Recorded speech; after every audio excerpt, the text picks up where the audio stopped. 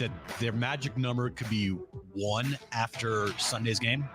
1,000%. In that case, you would then theoretically, no matter what, clinch. No, that Okay. means you've already clinched. I'm trying to figure out a way that they can somehow celebrate on Sunday at Petco. They can't do it with the magic number. Okay. They can't do. They can only do it with the magic number of It'd be 0. so stupid. Yeah. Now it's time for Jon and Jim.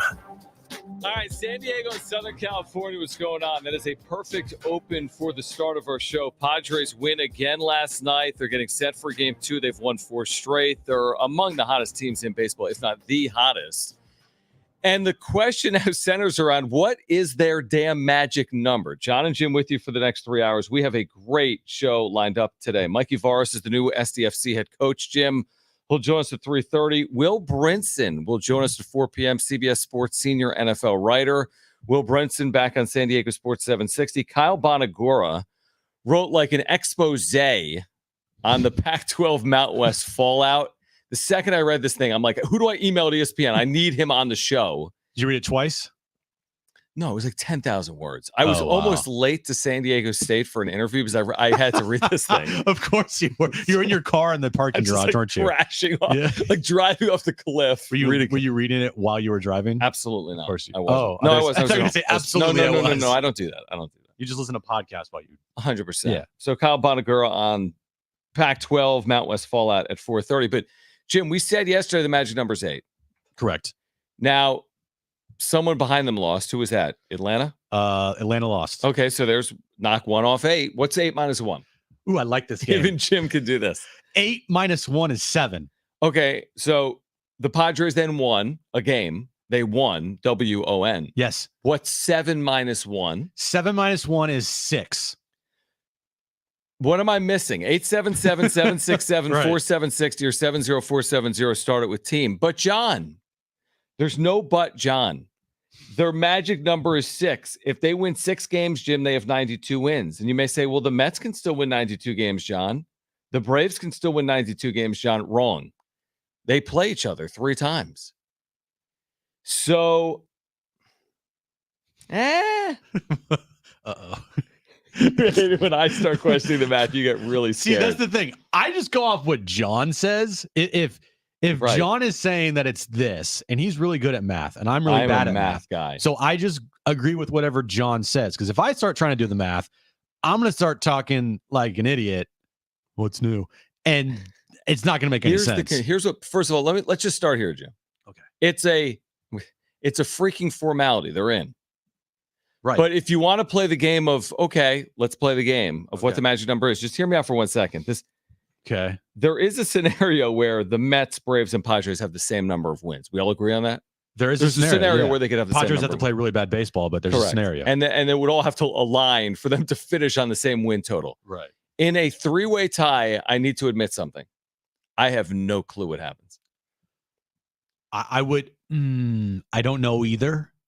I'm just going to assume. This is just my assumption. I'm probably wrong. If in an event there's somehow a three-way tie, wouldn't the Mets be ahead of the Padres and the Padres would be ahead of the Braves? Why? Padres own the tiebreaker against Atlanta. The Mets own the tiebreaker against the Padres. Yeah, but that doesn't qualify what happened between Atlanta and New York. Oh, yeah. Because it's a 3-way tiebreaker. So you throw out the tie-breaking rules. But here's my new theory on this. And you know me. I'm like the math guy. I'm the number guy. Let me see. This isn't happening. The 3-way tie is not happening. Atop the final wild card spot is not occurring. Therefore, based on that assumption, the magic number is 6. What I do know, somebody who's smarter than both of us, AJ Cassavell. Well, maybe. Well, we have the same degree, actually. Maybe he's actually on the same level as you. Smarter than me. Okay, he's smarter than me. Yeah, right. He wrote. So is that stool? You son of a. I'm kidding. So, he wrote last night that the Padres' earliest day they can clinch is Friday. That's not the. You always do this. I said this last night. I'll start having a very detailed conversation, Brent, with Jim about math, and he's like, "Florida State's 0-3." I'm like, that has nothing to do with this. I know it doesn't. But what I'm thinking about is when's the earliest day they can clinch? And if Friday's the earliest day they can clinch, to me, that's all that matters.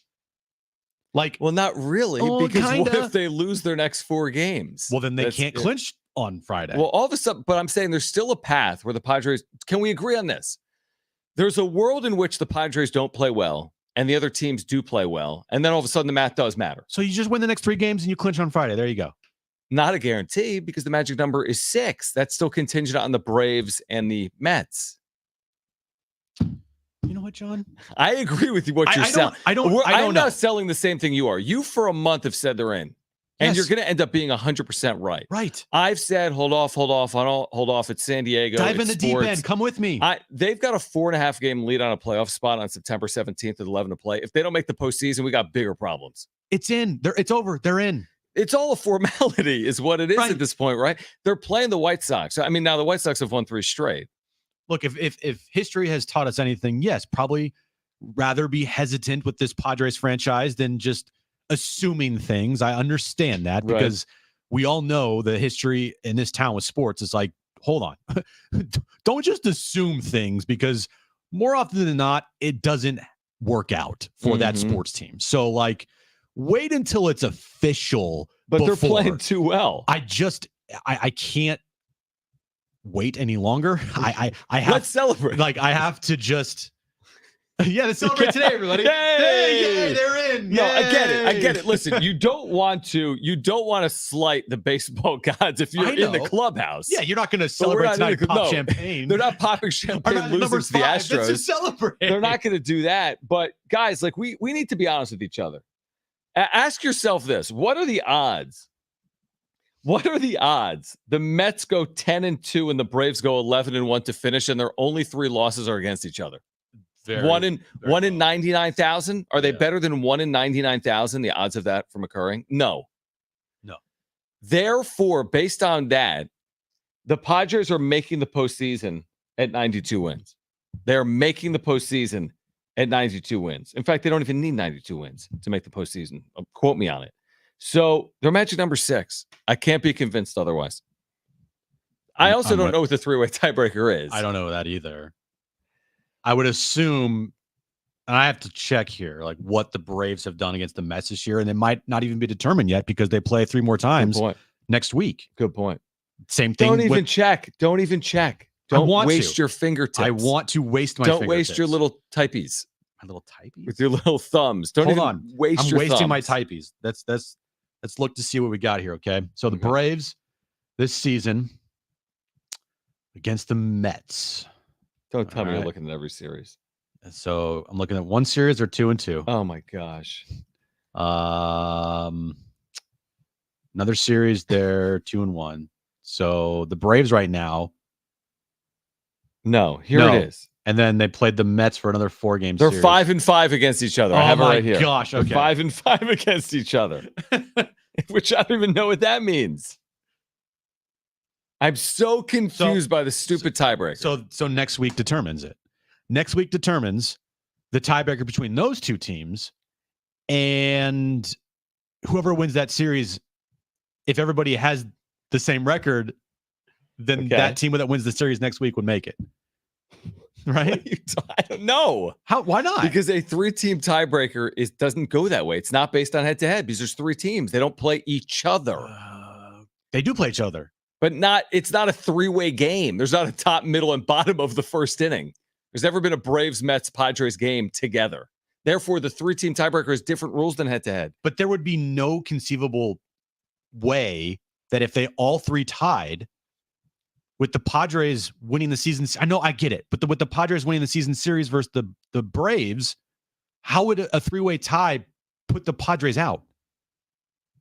We're done. I can't deal with this. You see what I'm saying? No. No? I mean, I do, but I wasn't truly listening to you. If there's a 3-way tie, I'm listening.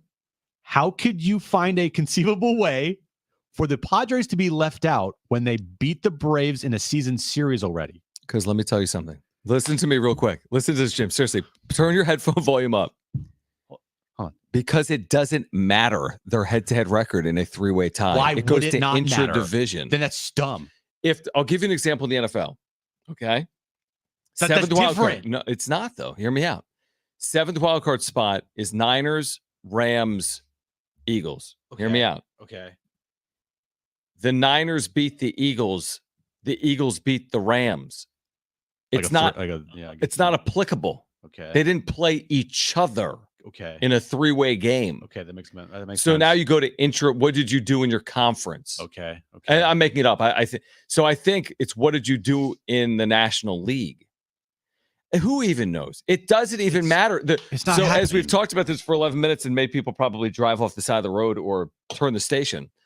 The point is, there's no real world scenario where they all finish the same number of wins, is my point. I just don't see it happening. So because of that, they're making the postseason. Come hell or high water, they're going to make the postseason.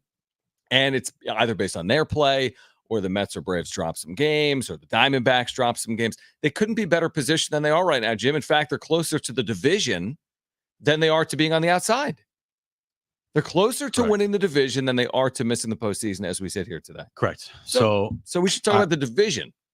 But I think that just getting this out of the way, how it doesn't make sense, but it makes sense, and we shouldn't really be worrying about it. Baseball and the Padres will let us know. They'll come up with a number. Us. They'll on tonight's broadcast, I'm sure, put up a number, and whatever number they put up, that's it. Mm-hmm. So if it's 6, then they'll put up 6. If it's 7, they'll put up 7. Even though, I don't know. Whatever the Padres put out there, that's the number. And we know that the earliest they can clinch is Friday. So those are the two things that we can just look at and know that's fact. Friday's the earliest they can clinch. Okay. And whatever the Padres put out there, either tonight or tomorrow, wherever, it's going to be the number. And I think it's kind of foolish to even think that the Padres at this point in time won't make the postseason, because a lot of these things that have to happen are like the percentages are very, very, very, very, very, very low. Exactly. Yeah, you're right. You have a better chance of getting struck by lightning today in San Diego County than the 3-team tie, in my opinion. I could be wrong. Maybe someone gets struck by lightning today in San Diego County. All right. Your reaction to this absurdity on the other side. No one wants to react to that. 70470, start it with team. More importantly, can the Padres just do this? Can they clinch a playoff spot on this homestand? It's become very realistic right now. Really? Based on the White Sox coming here, and you just took game 1 from Houston. We'll go through that scenario. Still to come, Mikey Varas, the first head coach in the history of San Diego FC, will join us coming up in 15 minutes at 3:30. Will Brinson back on San Diego Sports 760 at 4 p.m. Kyle Bonagura on the relationship and dynamic that's played out here between the Pac-12 and the Mountain West at 4:30. He's with ESPN. We have Miramar tickets to give away. We have Green Day tickets to give away. Don't go anywhere, please. It's Jon and Jim.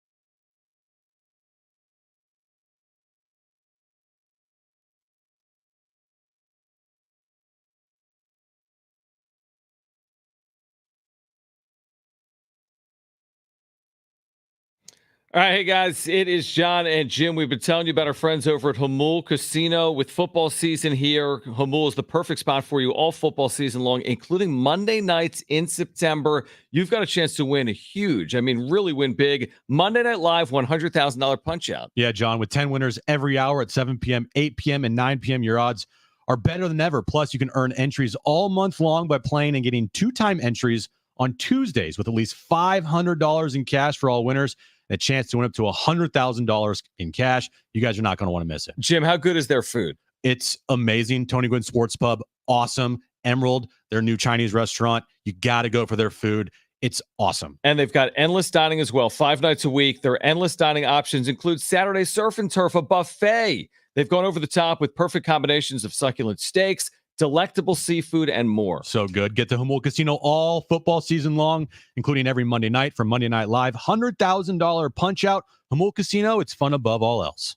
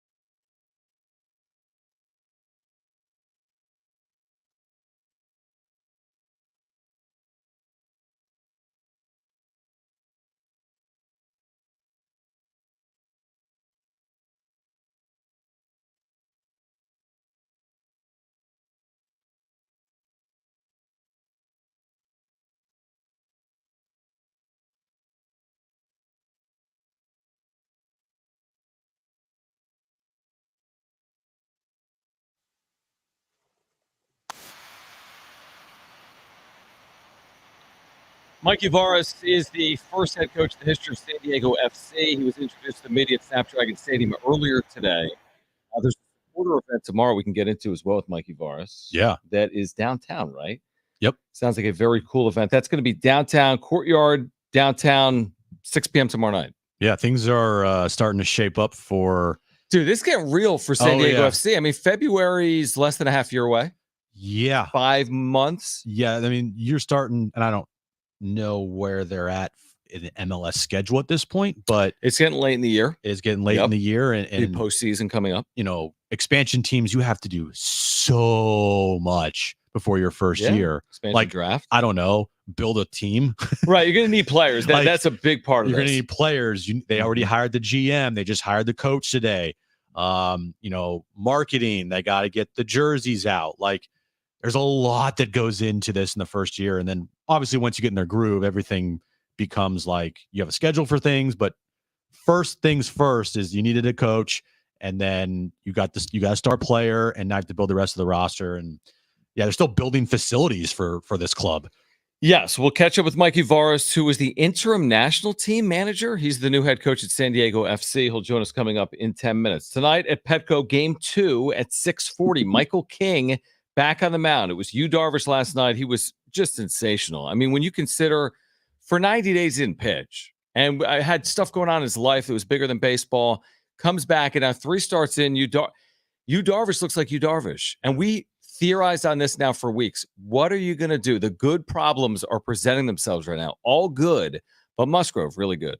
Darvish coming off a couple of good outings, including yesterday. Michael King's been great all year. He's got a 3 ERA for the season in his first year as a Padre. And Dylan Cease, at times, is Cy Young-esque when he's on the mound. Not just this year, but in his career. So one of those guys isn't starting in the wild card round. Yeah. Simple as that.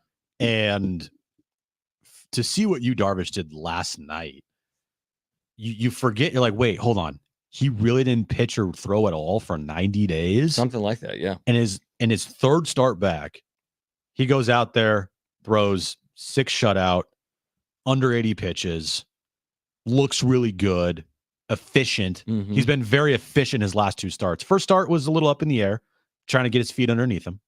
But his last start was really efficient and good.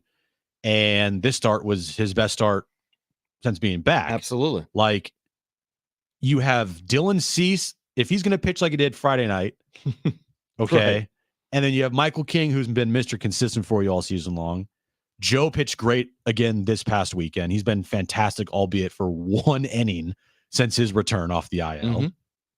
If Darvish is going to look like he did last night, more often than not, yeah, dude. I mean, if they don't end up catching the Dodgers here, which is an outside possibility, but if they don't catch the Dodgers and they got to play in that wild card round, I mean, the conversation of who's going to start those 3 games or be slated for those 3 games is fascinating. I truly have no idea, because honestly, are we going to sit here and be upset with whatever decision that they make? I won't. Like, I'm not going to allow that.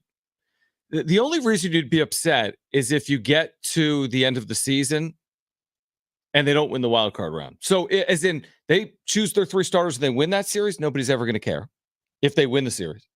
If they lose the series, I'm not going to sit there all offseason and be like, oh, man, they didn't pitch Darvish in game 3. I mean, that's so easy to do. But if they did pitch Darvish and then didn't pitch King, I'm making it up, then we would say the same thing. Man, they didn't pitch Michael King. I just can't live that way. They've got 4 very good starting pitchers. They're capable of winning a series with all 4 of them. Those guys just got to go out and perform. And by the way, yesterday, the other thing was, yesterday we spent 30 minutes saying, hey, Robert Suarez this, Robert Suarez that. And I think it's fair. And he had an 8-pitch, 3 up and 3 down 9th inning yesterday. So that's very encouraging as well. Now, you could also look at it this way. So that final 3-game series could determine home field, 4 seed, 5. Like it could determine that. Say it does. And it goes down to the last day. Well, you have a luxury of pitching one of your top guys on a Sunday in almost like a must win. It's a playoff game. Yeah. I mean, if you lose, you're not eliminated, but you win, you have a chance to have home field. You do have a luxury of saying, all right, who are we going to pitch today out of the 4 guys? And then the 3 that we have, we're still very, very good. We feel very confident. And oh, by the way, whoever pitches that Sunday is eligible to pitch game 1 of the DS if we get there. No, it's a really good point. By the way, the big story yesterday is Luis Ariz. Oh, yeah? Guess what? He struck out. He struck out. He got quote unquote hurt. Yeah. Banged his knee near home plate. He's in the lineup tonight, which is what he said post game. He said, "Listen, I'm feeling better." Initially, there was a concern. It's a little bit of inflammation. These are his words. And he said, "I hope to be back in there tomorrow." Well, guess what? He's in the starting lineup. The guy's scorching hot, even with the big strikeout. So yeah. Can you believe it? He did that. I was so surprised when that happened. What? I'm like, wait, huh? 3 strikes? Like he swung and he missed the ball and he has to go back to the dugout? That's weird. That's weird. I mean, even with that, he had 2 hits yesterday. He's hobbling around the bases on doubles after banging his knee. Yeah. So this guy has been incredible. Incredible. Jackson Merrill, we haven't even mentioned him today. Like you have a big bounce back game for Jurickson Profar, who 4 hits. Maybe he's heating back up. You know, he's the home run yesterday. Definitely. Jackson Merrill just continues to cement his rookie of the year resume. Mm-hmm. Even though Paul Skeens has some damn good numbers, but Jackson Merrill, to me, it's like what he's doing for a team that's winning. And yeah, it's just kind of hard to not say he's rookie of the year. We all believe he's rookie of the year. And then Manny continues to stay hot. The pitching's been good, and the back end of their bullpen with Adam, who has been lights out. I mean, you look at his numbers and they're just silly. Tanner Scott, a little shaky last night, but getting the job done. And then Robert Suarez was the big one of like, okay, how's he going to look out here tonight after blowing the save? Very efficient. Really good. 8 pitches, 1, 2, 3. How you doing? Yeah, a little less magic number, a little more. Let's use our eyes. This team is beyond a playoff caliber team, to be honest. They're a contending team. They're a World Series contending team. They're a contending team. By the way, we're giving away tickets to Miramar this hour. An air show like no other. Listen all week to Jon and Jim for a chance at grandstand seating to watch the action in the skies during America's Air Show 2024 at MCAS Miramar. Plus, enjoy the static displays and the Innovation and Tech Expo. Admission and parking are free. Find out more about preferred seating and more at MiramarAirShow.com. Jon and Jim, afternoons, starting at 3 on San Diego Sports 760. Oh, this is from the 2 p.m. read. My bad. We'll give those away coming up later this hour. On the other side, Mikey Varas, San Diego FC, first head coach in the history of the franchise, will join us next.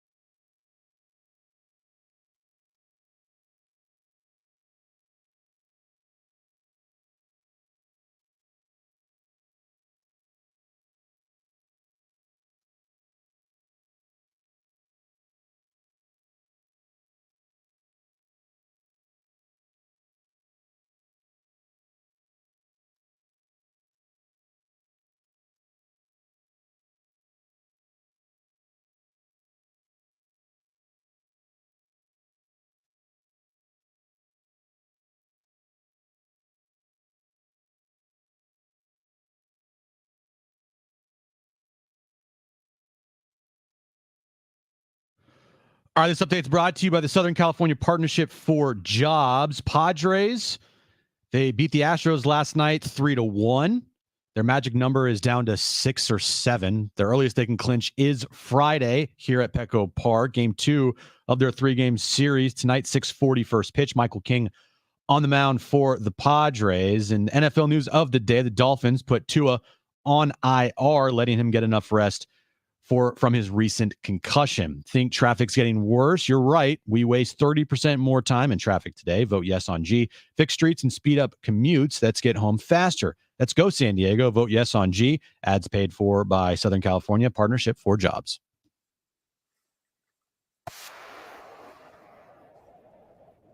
All right, we've got those Miramar Air Show tickets we'll give away coming up later this hour. Exciting times at San Diego Sports. SDFC naming its first head coach, Mikey Varas, officially introduced to the media earlier today at Snapdragon Stadium in Mission Valley. And with us right now, Jon and Jim, San Diego Sports 760. So, Mikey, first of all, we appreciate your time and thanks for joining us today. And congratulations on this opportunity.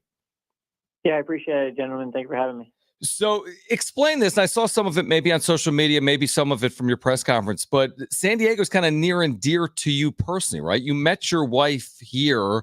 When you found out about this as a potential opportunity, did that make it even more significant, kind of the role that San Diego has played in your personal life as well?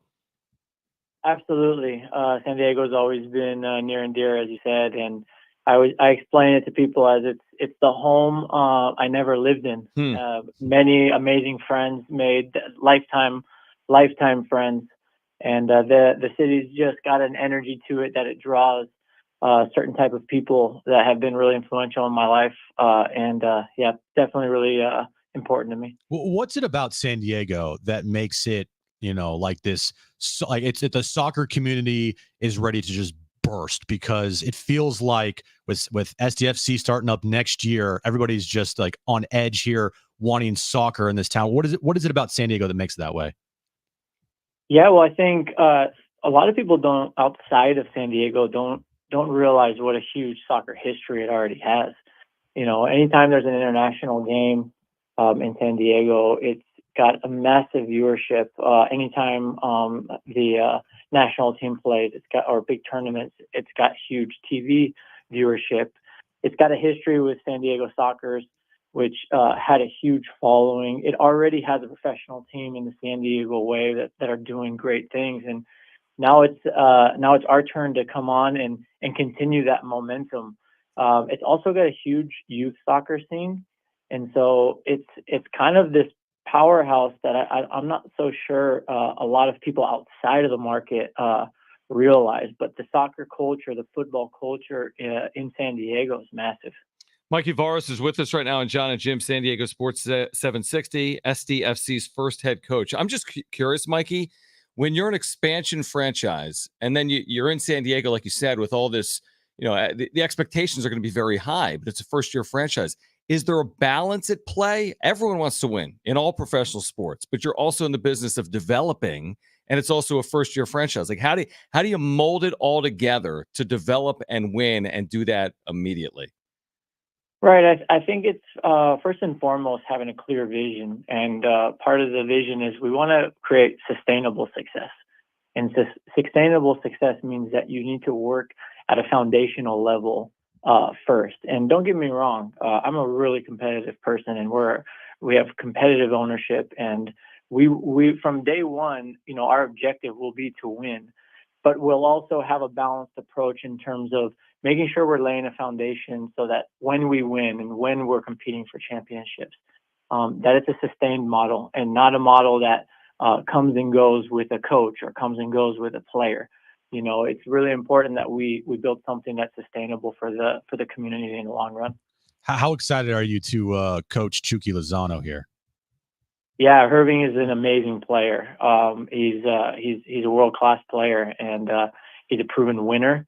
And most importantly, he's an amazing person who already feels a huge excitement and responsibility for helping this project be huge for everybody in every community in the San Diego region. Have you spoken with him yet? And if you have, if you could tell us part of your conversation about how you two are excited to work with each other. Yeah, we did. We had a great conversation over the phone, and he's beaming with excitement. You know, it's a tricky situation because he's still in his club until Right. January, and they play for really important things, and you know he has a lot of focus there. But what I gathered from just from talking to him is there's a huge energy coming from him about wanting to make a huge impact here on the field and off the field. Yeah, I think San Diegans are obviously excited for Lozano. Mikey Varas, San Diego FC head coach, with us right now on Jon and Jim. So, for our listeners, not everyone of our listeners obviously is an ardent soccer fan. Even myself and Jim, we're more casual soccer fans than we are, passionate, lifelong soccer fans. I know you're going to have a chance to meet with like the supporters club, for example, tomorrow, Courtyard, 6 p.m. What's the importance there? Like, can you discuss the significance of having a really good supporters club and what that means for San Diego FC? Yeah, the people who support the club are they're the soul of the club. So you know, any success we have, they're going to be a massive part of that. And it's our responsibility to make sure that we do the right things by them. And connecting with them, I think, is the most important thing. And even for for yourself, who's more of a casual soccer fan, you know, our responsibility is to put something entertaining on the field. Also, show a huge investment in the community, so that we can maybe push you from being a casual soccer fan to an impassioned San Diego FC fan. But the fans are everything to us. They really are the soul of the club. And tomorrow, Courtyard downtown, 6 to 9 p.m. You'll be there. Supporters group will be there. Our supporter clubs will be there as well. So make sure you go check that out. The next 4 months have to feel like it's going to be like the craziest 4 months of your life. Like, what is the next 4 months going to be looking like here for you in this club?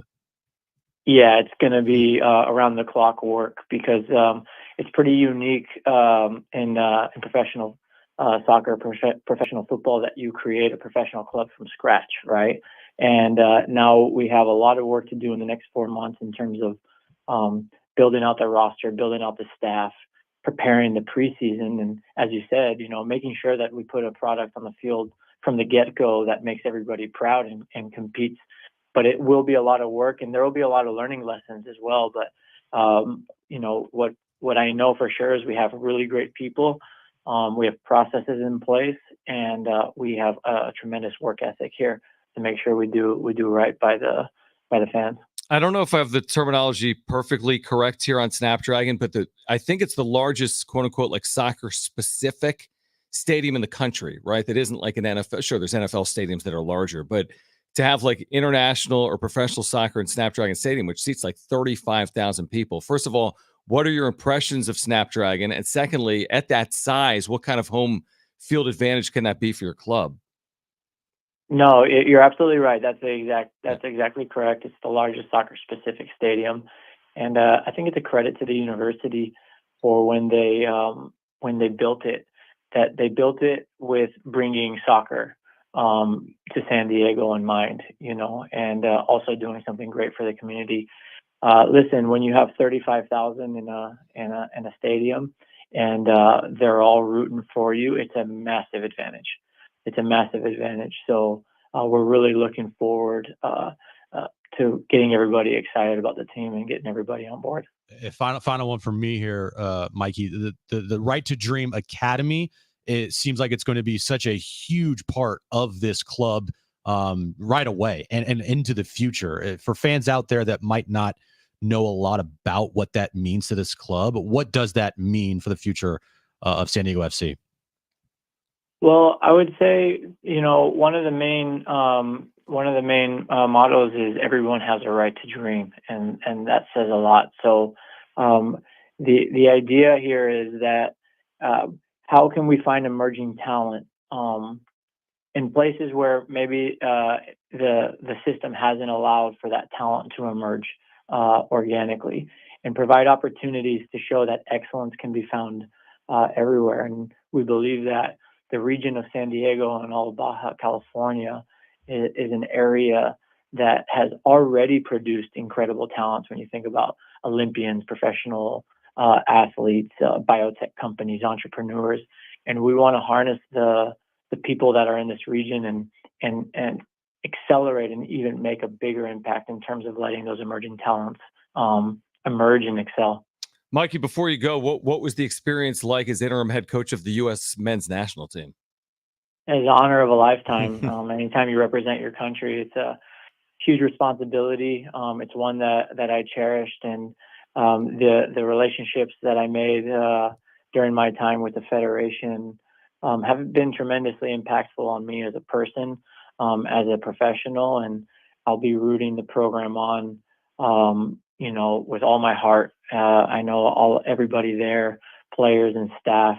I know how hard they work and how much they care, and I really look forward to seeing what they do with the new coaching staff coming in. And of course, the World Cup coming up here on American soil in less than 2 years. Mikey Varas, San Diego FC head coach. Mikey, congratulations, man. We appreciate you joining us here on San Diego Sports 760. We look forward to doing it again soon, and congrats again.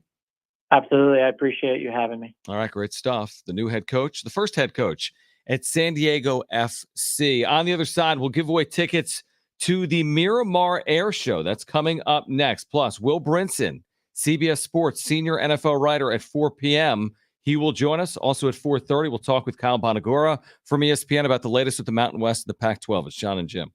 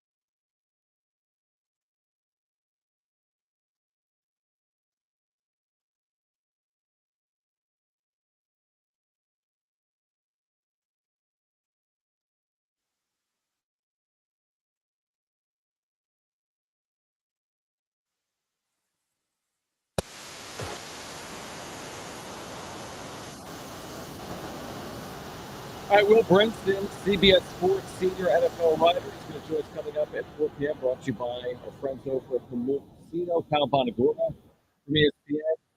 He's going to join us coming up at 4:30. We have another great giveaway. Don't go anywhere. And then we've got Green Day tickets again for Trainwreck Radio. Love it. In the 4 p.m. hour.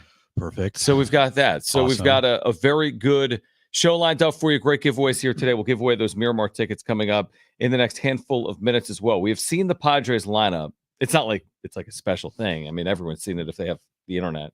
But we have seen the Padres lineup, and Luis Ariz is back at the top of it. Outside of that, this has got to be the lineup, Jim. Like, I've moved on from Ha-Seong Kim. I just have. I mean, I hate to put it so bluntly, but I like seeing Donovan Solano in there, and this thing is working out beautifully. And I don't think there's really any negative. Okay, you get some defense with Ha-Seong Kim, but I'd rather have Donovan Solano's bat in the lineup. So I'm completely cool with going with this from here on out. I moved on from Ha-Seong Kim 2 weeks ago. No, did you? Yeah. Just like that? Well, maybe a week ago. Okay. Because I think a week ago is when they officially made Xander the shortstop again. Right. And realized that the experiment of Tyler Wade and Mason McCoy was just not going to cut it. Mm-hmm. So when they made that switch last Tuesday in Seattle, that's when I moved on.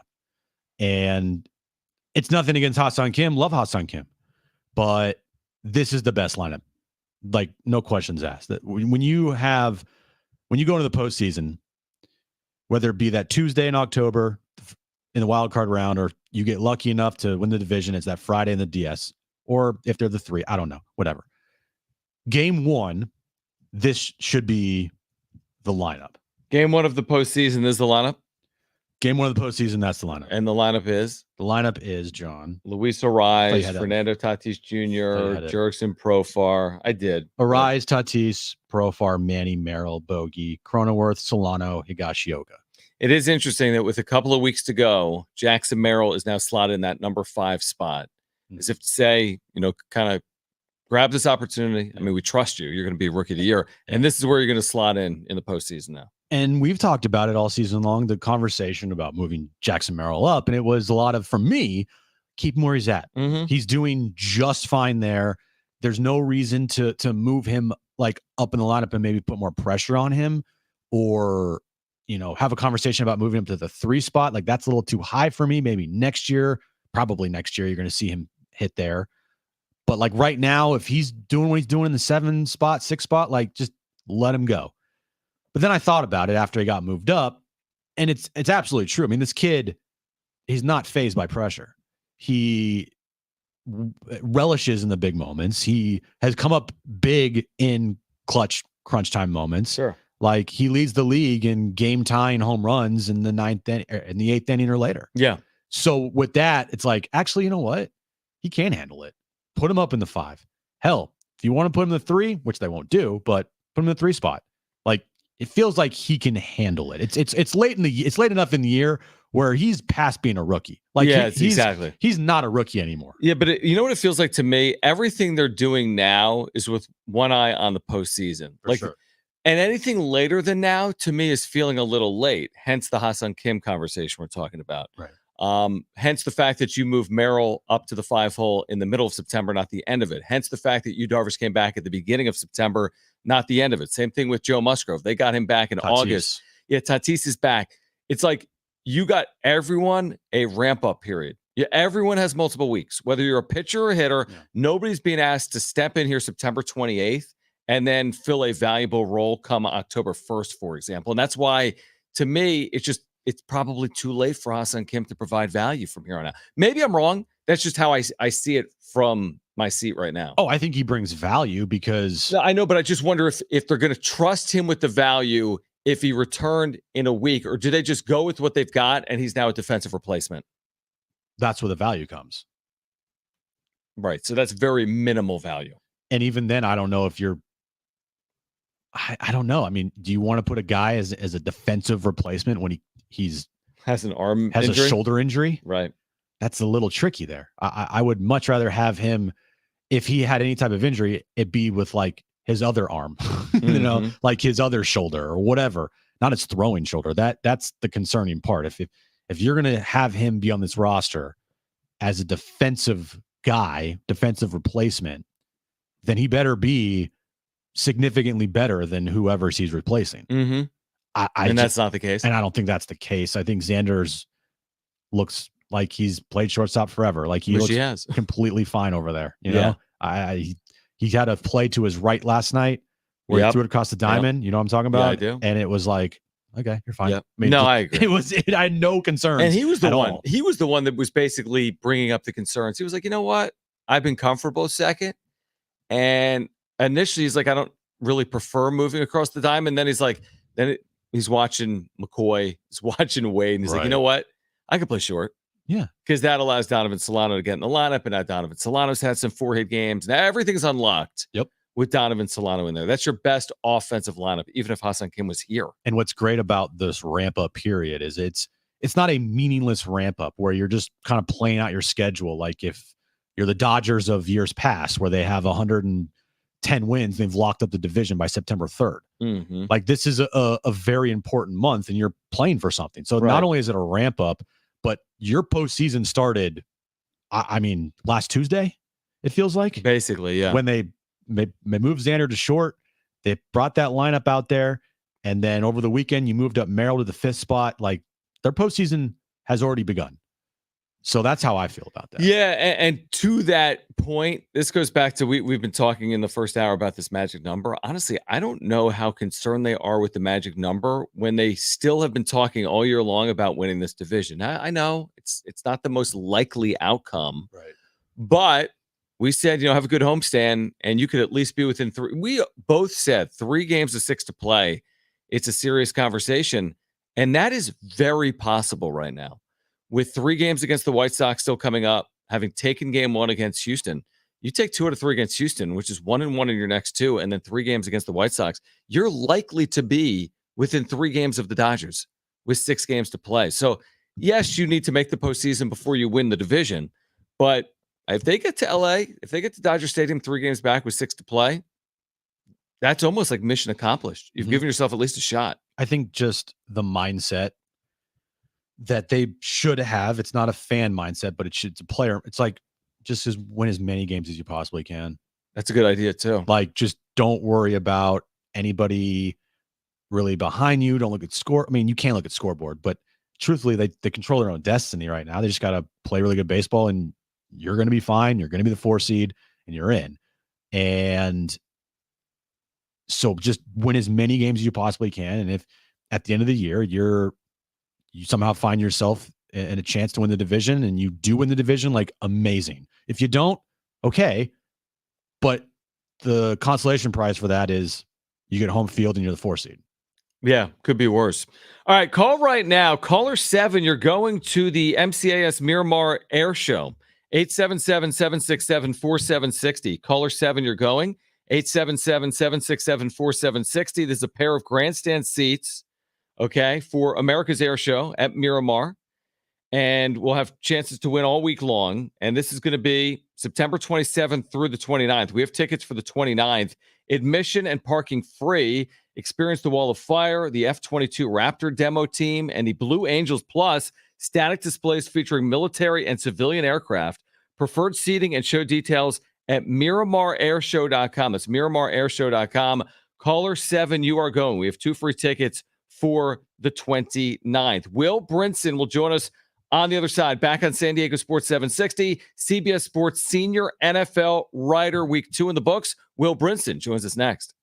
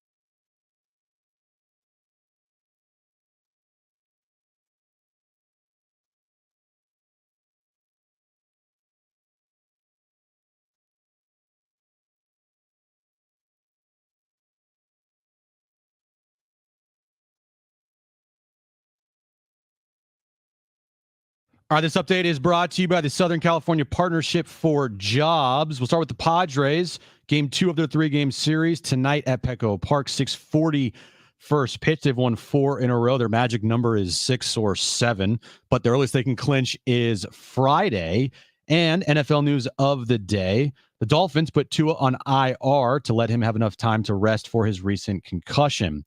Think traffic's getting worse? You're right. We waste 30% more time in traffic today. Vote yes on G. Fix streets and speed up commutes. Let's get home faster. Let's go San Diego. Vote yes on G. Ad paid for by the Southern California Partnership for Jobs. Previously on Jon and Jim. The magic number is, in fact, 8, which means it's conceivable on the homestand. We talked a little bit about this. Is Yes, there I a can. possibility that their magic number could be 1 after Sunday's game?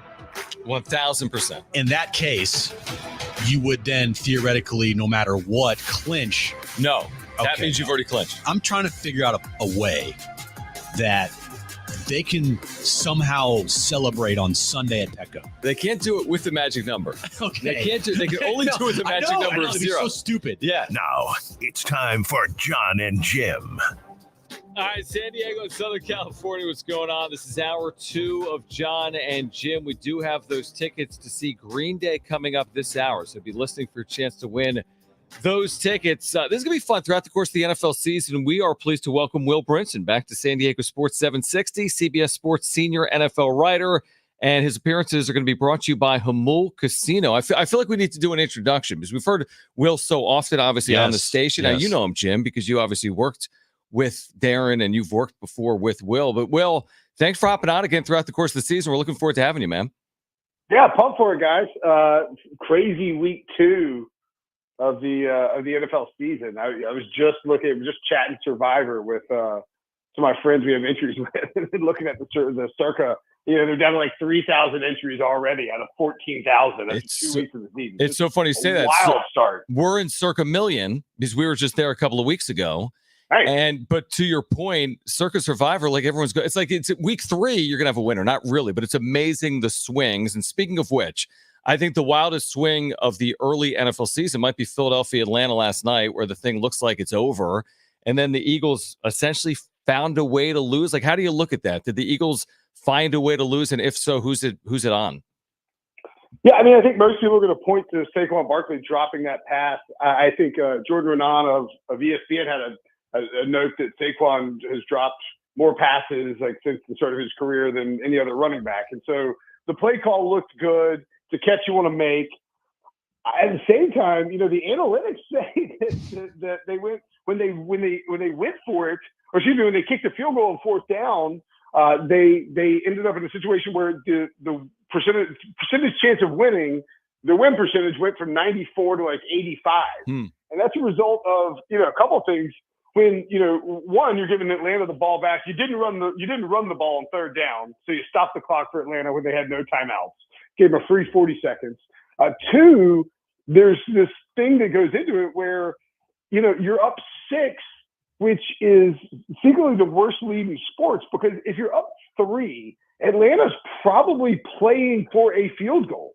They're not going to be as aggressive throwing down the field. They're trying to get in Younghoe Koo's range to tie it up and send it to overtime. When you're up 6, you can lose if they score a touchdown, even if there's an unsportsmanlike conduct penalty afterwards, and you have a 48-yard extra point, because and they're going to be more aggressive, and Atlanta was. And I thought, it was really mismanaged by Nick Sirianni down there, and he's down there screaming at everybody. Like Howie Roseman's in the background. He's already on a little bit of a hot seat after the end of last year, and to see that kind of collapse, I give tons of credit to Kirk Cousins in Atlanta. I know rewatching the end of the Manning cast, but Matt Ryan, Peyton, and Eli all pointed out, when you're running those 2-minute drills, you have certain things you're looking to get: an explosive play, a quick first play that gets yardage, and then you're also in the new offense.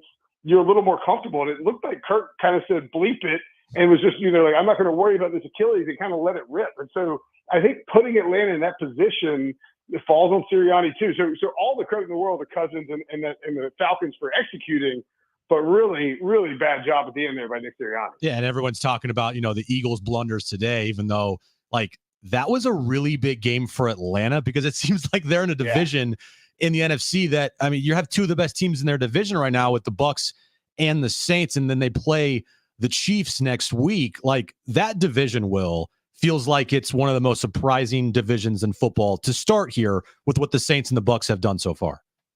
Yeah, the Saints are, to me, easily the number one surprise of the NFL. I mean, look, I think, over the years that I've been on radio in San Diego, we've talked about my like long-standing beef with the Carr family, and how I'm blocked by Derek.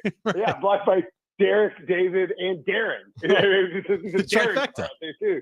Right, the third brother. But man, and so but I'm not afraid to say when Derek Carr is playing well, and he's playing awesome right now. He's the best. He's been the best quarterback in football through 2 weeks of the season. Him, Baker Mayfield, and Sam Darnold, just like everybody expected. And all the credit in the world to Clint Kubiak, who, if you look at the Saints under Pete Carmichael, Sean Payton's long-time offensive coordinator, last year, they were dead last in the NFL in pre-snap motion. This year, under Clint Kubiak, they're first in pre-snap motion. And sometimes you see a situation where a quarterback later in his career can end up like being paired with a coach that it just really meshes well. And I'm not saying this is definitely going to happen for the rest of the year for Derek Carr, but like we've seen this with Carson Palmer and Bruce Arians, right? And then I think back to Matt Schaub when he was traded for by the Houston Texans a long time ago for a Virginia product, backing up Mike Vick on the Falcons. The Texans, I think, gave up a second or third round pick for him. Bring him in. He gets in Gary Kubiak's system, which is just the Shanahan system. Gary Kubiak was Mike Shanahan's offensive coordinator a long time ago. And he leads the league in passing yards because it's just this style of system that fits the sort of quarterback that he is, his skill set, his mental approach. And they've got this condensed target share where it's Alvin Kamara, it's Rashid Shaheed, and we haven't even really seen Chris Olave play well yet. The offensive line, looks like a world of difference from what we thought it would. Sometimes that Kubiak Shanahan scheme has that effect on an offensive line that might look less talented. It's zone blocking stuff and just sort of it fits different profiles. So yeah, the Saints are legit, and then the Buccaneers, we write them off every year because they're just not very sexy, right? It's like Baker Mayfield and whatever Todd Bowles is doing over there, and they get to 9-8 and win the division somehow. I do think Liam Cohen's offense, Dave Canales, there was all this like hand-wringing about Dave Canales leaving Tampa and how it hurt the Bucs and it was going to save Bryce Young. Well, I mean, obviously that's a disaster. And, in Tampa, Liam Cohen, who was with the Rams, were basically dropping the slot. You've got this Buccaneers offense, which is a lot more dangerous. They're really banged up on defense, but they still stuff the run. And there's just kind of a gritty, team that's got a lot of sort of like just cohesion and carryover from the past few years. And I think credit in the world to Jason Light and Baker and that coaching staff, because they look like they're going to be in a battle with the Saints in the division, and the Falcons probably in there as well. Will Brinson with us right now. Jon and Jim, San Diego Sports 760, CBS Sports senior NFL writer, talking about the NFL through 2 weeks. And 2 weeks is such a limited sample size. People make these, big statements, these bold proclamations, like Caleb Williams specifically. 2 weeks in, this is gonna win. What can we say about a rookie quarterback 2 weeks in? What is fair and unfair, and maybe specifically regarding Caleb Williams? I mean, I think the best way to phrase it would be to say that J.J. McCarthy and Drake May are currently tied for the lead in rookie quarterback touchdown pass. Right. Right. Yeah. Snap and J.J. can't play this year. Right. A little bit of it. I put Brock Bowers offensive rookie of the year, 16-1. Would like to get a better number, but I think it's probably going to go up. He looks like a stud. People are interested in trying to wager on that. I would say that, with Caleb, I think one of the things, it's interesting with football, we spend, basically March through August. I mean, a massive chunk of the year where we are establishing our takes and our priors and our biases. And then sometimes they come out and you have to be willing to adjust those priors with what you see, so like in Caleb Williams specifically, I think it is fair, and Bill Belichick talked about this on the Manning Pass last night. You can look at that offense and say, man, it's pretty cool that they have all these weapons. Draft Rome Odunze, trade for Keenan Allen. You had traded for DJ Moore previously. You bring in Shane Waldron's guy, Gerald Everett, along with Cole Kmet. I mean, signed DeAndre Swift. But the offensive line right now for Chicago looks like a real problem. And there is so much history of young quarterbacks thrust in positions where they're drafted early, and you can say it's the best situation for them. And we thought the Bears' offensive line would be better. It doesn't look like it's very good. And I think that's the biggest concern for Caleb Williams is he going to be under siege like this, every single week? And if he is, it's going to be a struggle to sort of develop and get better. But, it's 2 games into an NFL offense. He's a guy that, when he came from USC, you got to remember, like, so many of his plays were off script, running around. I think he's trying to stay in the context of the offense and the structure of the offense. And that's hard when you don't have a very good offensive line. So, like C.J. Stroud, for instance, very good offensive line in Houston. We've seen it over, like Sam Darnold, terrible offensive line in New York, right? Zach Wilson, just so many examples of bad offensive lines hurting quarterbacks. So I think for Caleb Williams, that's my biggest concern is, can the Bears figure out a way to protect him and give him more time in the pocket to sort of process that offense? I would also say too, like Shane Waldron, I think, we're talking young offensive mind or whatever, but I would certainly, you look at what happened with him in Seattle, and Geno Smith played well, but like Jackson Smith and Jigba doesn't really develop. The usage of the tight ends is a little weird. So like a little bit of a red flag there on the offensive line, and then with the OC. We only have a couple of minutes left here, Will, but we know that you're close to the situation in Carolina. There's a lot going on there, but how big of a disaster is that? I mean, the whole organization is just like a dumpster fire. I mean, it's pretty bad. So, I've written about this extensively over the last couple of years. The Panthers have a David Tepper problem. He is extremely impatient. He fires people very quickly, pays them a lot of money, then cans them. Everybody's seen it with the coaches. Well, I mean, secretly, it's been the quarterbacks too. They paid Teddy Bridgewater $63 million and then dumped him the next offseason. They trade, they can't trade for Aaron Rodgers. They can't trade for Russell Wilson. They can't trade for Matthew Stafford. They can't trade for Carson freaking Wentz. Like, none of these quarterbacks were willing to be like, yeah, trade me to Carolina because they knew it was a bad situation. They go out and they trade for Sam Darnold and they bail on him quickly. They go trade for Baker Mayfield and trade him in season. And then, it's like, all right, last resort, let's just pile these assets, first-round picks, into trading up for Bryce Young. Well, it doesn't work out. They fire his first coach halfway through the season. He has an interim coach, and now he's got a new coach. And it sure looks like, guys, that, Dave Canales comes out on Sunday and says, Bryce is our quarterback. And then he wakes up Monday morning and is magically like, oh, well, we're going to bench Bryce. And the Panthers leak out, it was the coach and the GM who made this decision. No one needs to leak that out. That's obvious. It's obvious who's doing that. I mean, it's the only time you leak that out is if David Tepper had his hand in it. So I wonder what Bryce's future is in Carolina. And if it's a case where David Tepper is so mad that he invested all of this into this quarterback that he might be willing to move on quickly. And that's really been the thematic standpoint of the Panthers over the last year, really since Tepper bought them. And it's just it's a problem, and you can't run a football team like that.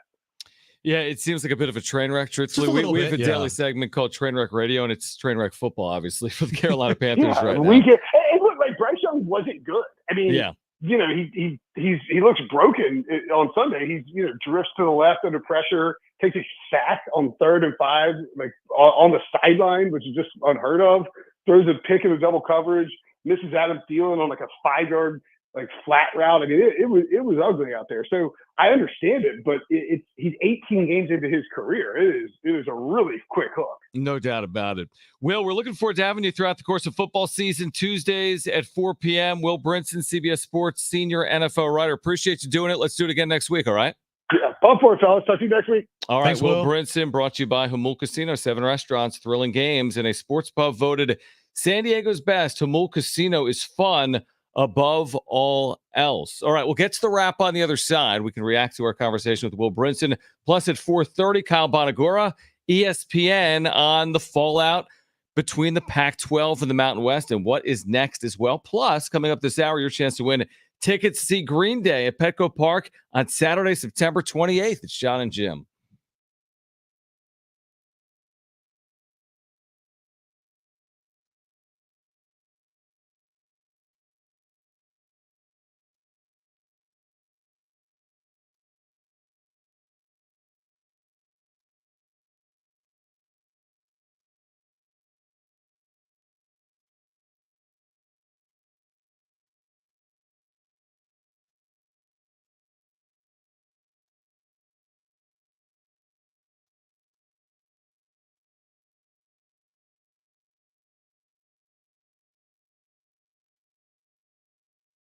All right, hey guys, us again, Jon and Jim. We've told you about our friends over at Hamul Casino. It's the place to get to this football season. In fact, in September, every single Monday night, you've got a huge chance to win big. They've got Monday Night Live $100,000 punch out. Yeah, Jon, with 10 winners every hour at 9 p.m.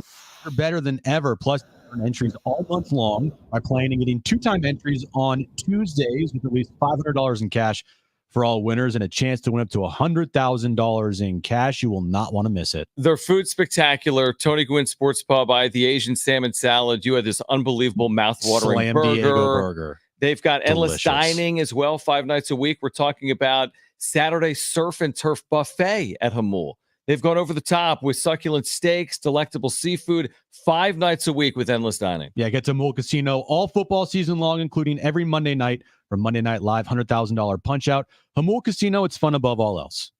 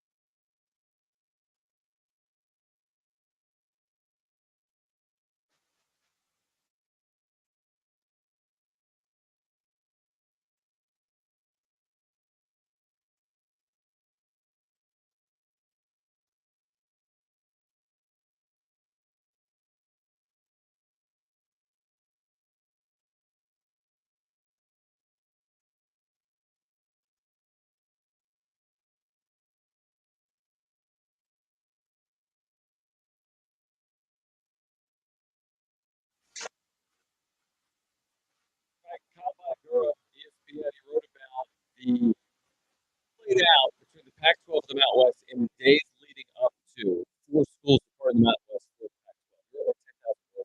I wrote all 10,000. There's only 2 Things that Jon has been texting me about the last like 3 days.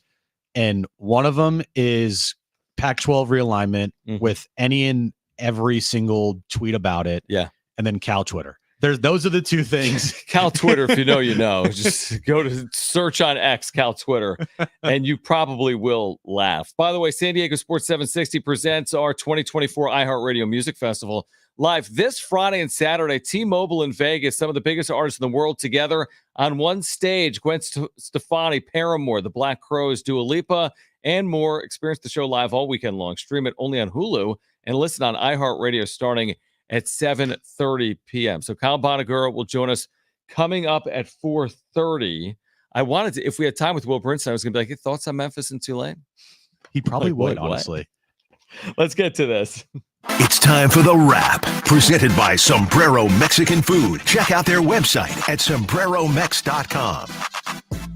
Do you think San Diego FC will be competitive in their first year in MLS? That's so tough because expansion teams are like players. You just expansion teams. It's always hard for an expansion team to win in its first year. Mm-hmm. Now, I don't truly know like the history of expansion teams in MLS, how they do, to be honest with you. So many of them. But I'm just going to say I'm going to say like no, and that's not a bad thing.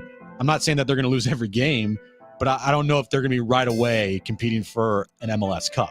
They're the 31st franchise, I believe, and 16 of them, I believe, make the postseason. That's just over half. I think they've got a chance to be competitive because 51, 52, 53% of the league is going to make the postseason. So hopefully they can be competitive in that format. If this was a type of league where 4 of the 31 made the postseason, okay, that's probably not realistic. But when 16 out of 31 make the postseason, I think it's at least realistic to be competitive. And there are examples of expansion franchises in the last 5 years. I think St. Louis comes to mind that have been really good, not just competitive, but really good. So hopefully that's the case. And it's a first impression. You want to have a good first impression. You want to put out a competitive team because if you put out a team that's just kind of blah in its first year of expansion, you're kind of like, what's going on here? So I think getting Chucky Lozano here, a guy that can bring a lot of excitement to this club as your first big, player that you brought in, that's a good start. We just got to see what they do with the rest, and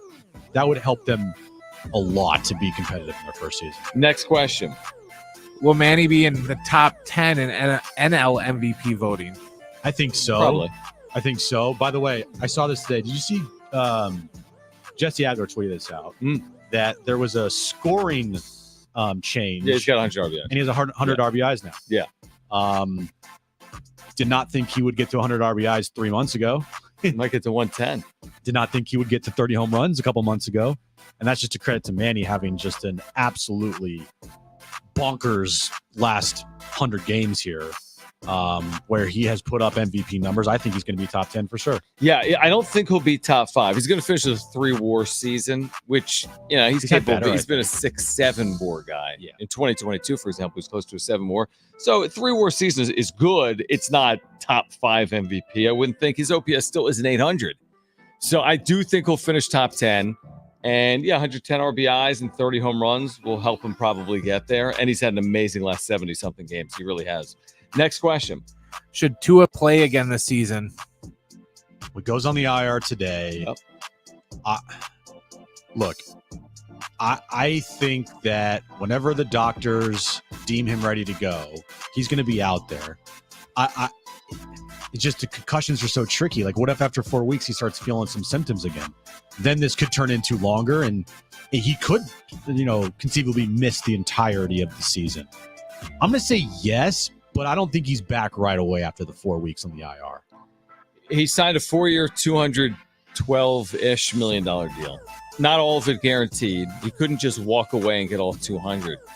But if you don't have concerns about his long-term health, you're not paying attention. Everybody does. So if everyone does, then why on earth would you even consider it?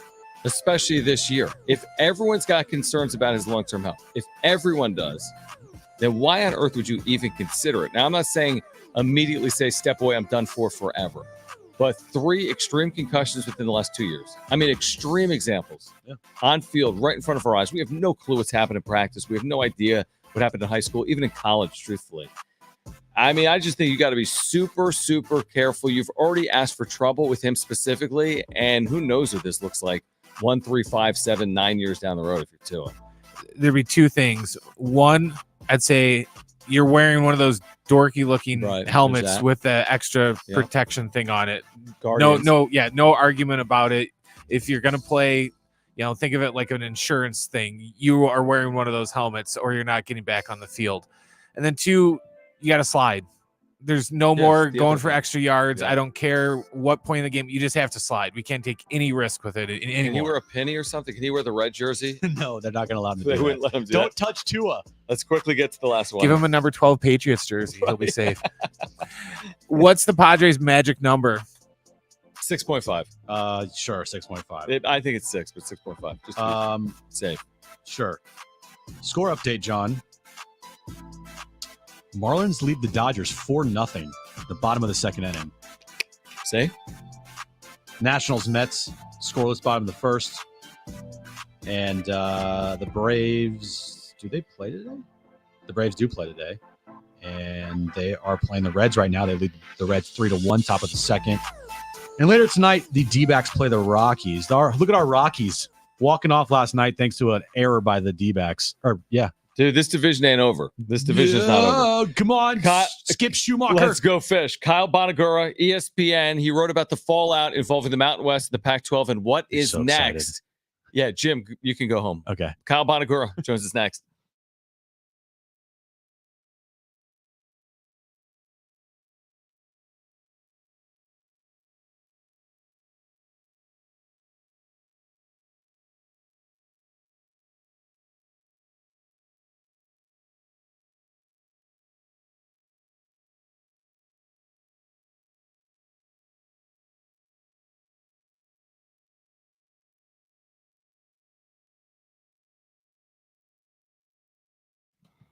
All right, hey guys, it's Schaefer. Lower mortgage rates are finally here thanks to the Fed and Loan Pronto. Loan Pronto just locked in a homeowner. Listen to this at 4.59% APR, the lowest in 2 years. Whether you got stuck with your loan last month or within the last year, it's time to call Loan Pronto and dump that high rate loan. You can lock in a lower rate fast with virtually no paperwork and usually no appraisal. There's no limit on how many times you can refi. So get started. Use this opportunity to get cash out and wipe out your credit cards. You can do a cash out refi and get 50, even 100 grand or more out of your home. Use that to pay off all your high interest debt and end up with just one low monthly payment. If you act now, you can even skip your next, not one, but 2 house payments. Purchase loans available as well. So call now. Get your rate quote in minutes with no hard credit pull and no upfront fees like those other guys. VA Streamline loans are also available with Loan Pronto. Call 619-207-4336 or loanpronto.com. 619-207-4336. Loanpronto.com. Equal housing lender. NMLS 1661781. On approved credit. NMLSconsumeraccess.org.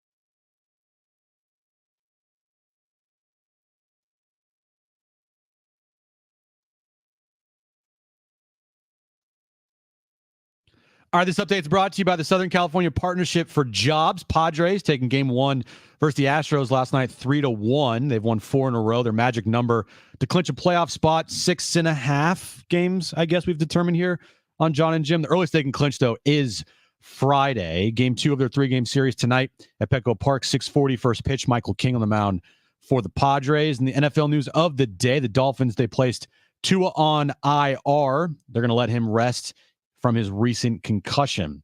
Think traffic's getting worse? You're right. We waste 30% more time in traffic today. Vote yes on G. Fix streets and speed up commutes. Let's get home faster. Let's go San Diego. Vote yes on G. Ad paid for by the Southern California Partnership for Jobs.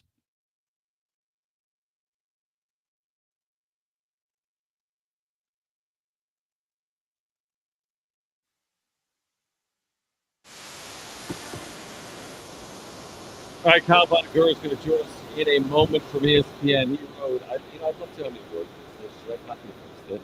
Actually, right now, I can count every single word. Well, I think this is in AI. I don't have to count. No, count every word. Should I? Let's see how long it takes. Word count. Okay. How many words? Why don't we just? Oh. How many words did you? 3,629 words, 20,977 characters. Okay, so It felt like it. Reading it, it was very, very well written. Inside the, let's see, the title is Inside the Pac-12 Team Expansion. We have Kyle Bonagura with us right now, Jon and Jim, San Diego Sports 760. I said earlier, Kyle, I'm like, man, this is such a detailed look. It was such a deep dive. I told Jim, oh, this is like 10,000 words, but we actually just tucked it into the workout. It's like 3,600 words. It's really, really good insight for Aztec fans, for college football fans. We appreciate you having on, Kyle. You wrote about this Pac-12 rebuild. I guess I'm going to start with this. What is the Pac-12 selling points? How are they selling this vision? How do they get these 4 Mountain West schools to come on board at this point? Thanks for having on. Yeah, sure thing. There's take into account, and I think it starts with just like actually still has some brand recognition for a marketing standpoint, right? If you are trying to make money out of conference brands, you're going to have a easier time doing that. With the Pac-12, visibility and awareness, and you would open up to what degree that is, like who knows exactly, but the guidance stuff, that's something shared by the college sports industry. The second part that I think is important is it's not just about what they can offer them, like as things sit with 6. It's really like in the Mountain West, the teams at the bottom are really dragging the conference down, as you guys probably know. Like teams like San Jose State, Hawaii, Wyoming, New Mexico. There's not really much that those schools offer that is attractive on a larger scale, right? And so it's not so much about what the Pac-12 has to offer. It's like, okay, you get away from that, and then you try to add the best of what's available. And in the end, you're going to have this conference that's going to be stronger across the board. You're going to have more investment top to bottom than you do now, where, a school like San Diego State that is invested heavily is really kind of dragging some moves of the schools with it. So those are 2 pieces. And then I think a part that I didn't really get into in my article, but I think will be important going forward is like the Pac-12 does have the infrastructure left behind from the Pac-12 network, right? So they have a studio in the Bay Area where they produce all the games for the CW, and that will be kind of a card they can play as they take their rights to market with the streamers and whoever. Then it makes it they can produce content. And there's like a lot of ways you can benefit from that.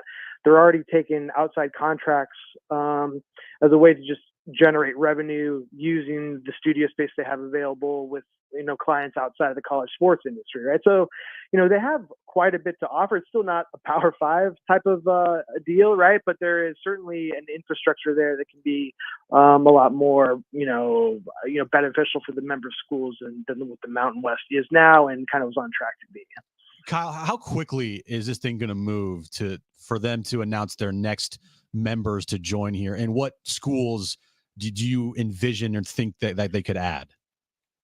Yeah, I mean, it's a good question. It's a question that I asked a lot of people who would actually might know the answer to it. And no one was really was willing to commit to a firm timeline on that, right? And there's some things in play there. One is, they would love to have Cal and Stanford back. That's not possible as things sit. I mean, the ACC is litigating for lawsuits with Florida State and Clemson for those schools trying to get out, and so Cal and Stanford are kind of governed by the same exit parameters as those schools are. So that's not really possible. But if the ACC falls apart as a result of some of those lawsuits, maybe Cal and Stanford are in a position where, okay, this conference is actually falling apart fast. We'd like to go back to something a little bit more regional. I mean, that's the dream for the Pac-12. I mean, there will always be, I think, 2 seats, warm for Cal and Stanford if it ever comes to that. I think chances are pretty low for the time being. Then I think the most obvious place you look, talking like realistic candidates, is in the American, right? And schools like, I have it on good authority that the Memphis and Tulane are schools that the Pac-12 will absolutely pursue. It's really just a question of how will that interest be reciprocated. For those 2 schools, it's not a surefire deal like it was for the teams in the Mountain West. One, there's just the geographic issue, right? It's a lot of travel, especially when you're on kind of the fringe of a geographical footprint like that. And while that was like easy for a lot of these bigger schools to justify, moving to the Big Ten if you're in California in the Northwest, like Oregon and Washington did, and UCLA and USC, but it's a different playing field in terms of how much, how many billions of dollars were kind of in play there. In this case, the American schools get about $7 million a year annually in their media rights deal. What's the number to make it worth Memphis and Tulane's while to also join a national conference, right? If you're making $10 million a year, that maybe that's not enough of an incentive to spend so much time on the road, the added cost of travel, right? So that number would need to be higher, and I don't think right now anyone really has a great understanding of what that media rights deal will look like. Part of that is predicated on what the list of schools ends up being.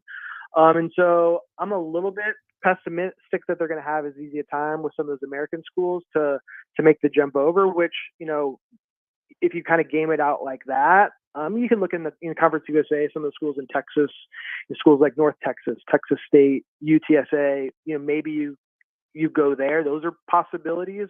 Those aren't move the needle type schools, but I think that, those are schools will be vetted. But you start going down the line, you start running out of schools, right? And so that takes you back to the Mountain West. And I still feel like it's a no-brainer to eventually, bring UNLV in. I mean, there's a lot to like about UNLV infrastructure. They've invested in football. It's a great travel destination. It's easy to kind of get on board for them as a conference member. They've got history of basketball, kind of the list goes on, right? But I think it's what's in for me, that was one of the big surprises that it was 4, not 5, and UNLV wasn't a part of this kind of initial wave. And I think one way to explain that is that, okay, now that there's call them the top 4 Mountain West schools are gone, the Pac-12 has really kneecapped the Mountain West, right? So the remaining schools are in a position of weakness now. It's less, it should be a little bit easier to convince schools to leave. And I think if you start talking about a possible negotiation, I mean, look at Cal and Stanford are getting 30% per year of the ACC media rights distributions, 30% compared to their conference peers. Oregon and Washington are getting 50% in the Big Ten. So I think you're looking at a situation now is if the Pac-12 circles back with teams in the Mountain West, okay, you can offer them 75% on the dollar, right? 75 cents on the dollar compared to these original 6 schools. Because, what's the alternative? I mean, if Air Force leaves for the American, which seems like the most likely option, the Mountain West is going to fall apart quickly. They're going to fall below the threshold needed to have a conference at all. And they're going to be kind of in a position of weakness as far as negotiating their terms in a new home. So I think all of those things are in play. And timeline, your guess is as good as mine. It could be as early as a week, 2 weeks, but I think there's also potential this could drag on into 2025 when some of the media rights things and things like that are a little bit more clear. And what do you think the number they're going to land on is for total amount of schools? And the second part of that is, Is there any possibility? I know Oregon State AD Scott Barnes talked about, only having schools with football and basketball. Well, why wouldn't they want to have maybe like a Gonzaga or basketball centric school in this conference as well? Yeah, so I saw Scott said that. I asked a lot of people that same question, and they were not as definitive on it as he was. I think that's, he might have misspoke there, to be honest. I'm not 100% convinced that is the case. I think that's in the initial parameters that they looked at, football was important, but I think as they build this thing out, yeah, I mean, look, Gonzaga makes a lot of sense. And look, WSU and Oregon State are already in the WCC now for the next 2 years. There's going to be some, relationship building going on during that period that might make some of those moves a little bit easier to facilitate because, yeah, I mean, it's not just basketball either. I mean, not all these schools have all the same sports. So you're going to be looking at situations where you don't you're low on numbers in other sports too, like offhand, call it swimming or tennis or whatever it might be. Right. So you do need to kind of build out your membership to be able to kind of just field those other sports across the board. As far as where they end up, I think that'll be a moving target and quite frankly could change year to year. I think that's one of the things that it's really important to keep in mind with all this realignment stuff. Nothing's ever final. It's really just year to year, 2 years at a time. It's in really small increments now before things will inevitably change again. And so I think, they have the minimum is 8, right? They have to get to 8 to meet the NCAA minimum. But I think, 9 makes a lot of sense for football, just so you can have the 8-team round robin. It makes non-conference scheduling a little bit easier. 10 feels like the ideal number. That way you have a travel partner for basketball and things like that. But I really do feel like, everything's on the table and they're not going to bring in someone who's like a net negative, like a San Jose State, just to get to a certain number. I think they'll be a little bit more strategic than that. Kyle, we probably have 1 minute, but I wanted to ask you from this perspective. We all know it, from the media or fan perspective, there's the power leagues, there's the group of 5, so to speak, right now, leagues. Will this, if they added Memphis and Tulane, and that's basically the league, the 6 they have, Memphis, Tulane, sure, we could argue a 9th or a 10th, but if that's the league, has that clearly emerged as 4 out of every 5 years that winner is going to a playoff? And I guess my question is actually this: between the power and the group, could another category emerge, and could that be the Pac-12?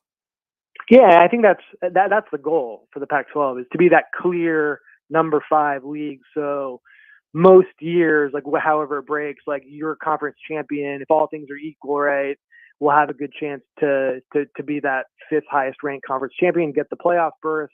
It's tough, right? Because if you're a Sun Belt team and you schedule easy and all of a sudden you're undefeated, and you're the Pac-12 and you're scheduling a little bit more difficult, it's going to be interesting to see how that plays out. But not only that, I think that they truly believe that they can be in the at-large territory too. Even if you have an unbeaten team from another conference, your champion still has a shot to get in at-large. I know that's Cal or WSU and Oregon State are trying to make that reality this year, even without a conference affiliation. All right. It's going to be fascinating. Really great writing, reporting. Again, it's at ESPN.com today. Inside the Pac-12's 4-team expansion, Kyle Bonagura with about 4,000 words on it. Kyle, we appreciate it. San Diegans are interested with San Diego State, a part of this new league. So thanks for hopping on here. Thanks, Kyle. Sure thing. Anytime. Thanks. All right. Great stuff. Kyle Bonagura again with ESPN. We'll react to that. But call right now if you want 2 free tickets to see Green Day with the Smashing Pumpkins Saturday, September 28th at Petco. First 2 callers will be contestants for trivia. You need to call right now. 877-767-4760. An amazing prize. Green Day, Smashing Pumpkins, Petco. 877-767-4760. First 2 callers will be contestants for trivia. We call it Trainwreck Radio, and it's next.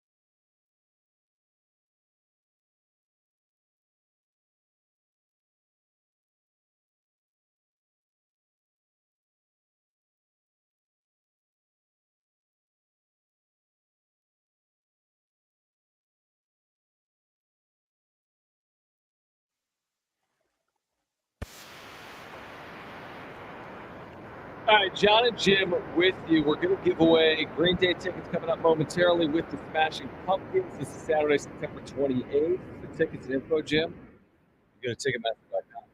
Right. What makes I was like trying to Lip sync. I don't know what, not lip sync. whatever the song was? No. You were saying Ticketmaster.com, and I just mouthed Ticketmaster.com without saying anything. All right, let's get to it. Anyway, Whatever.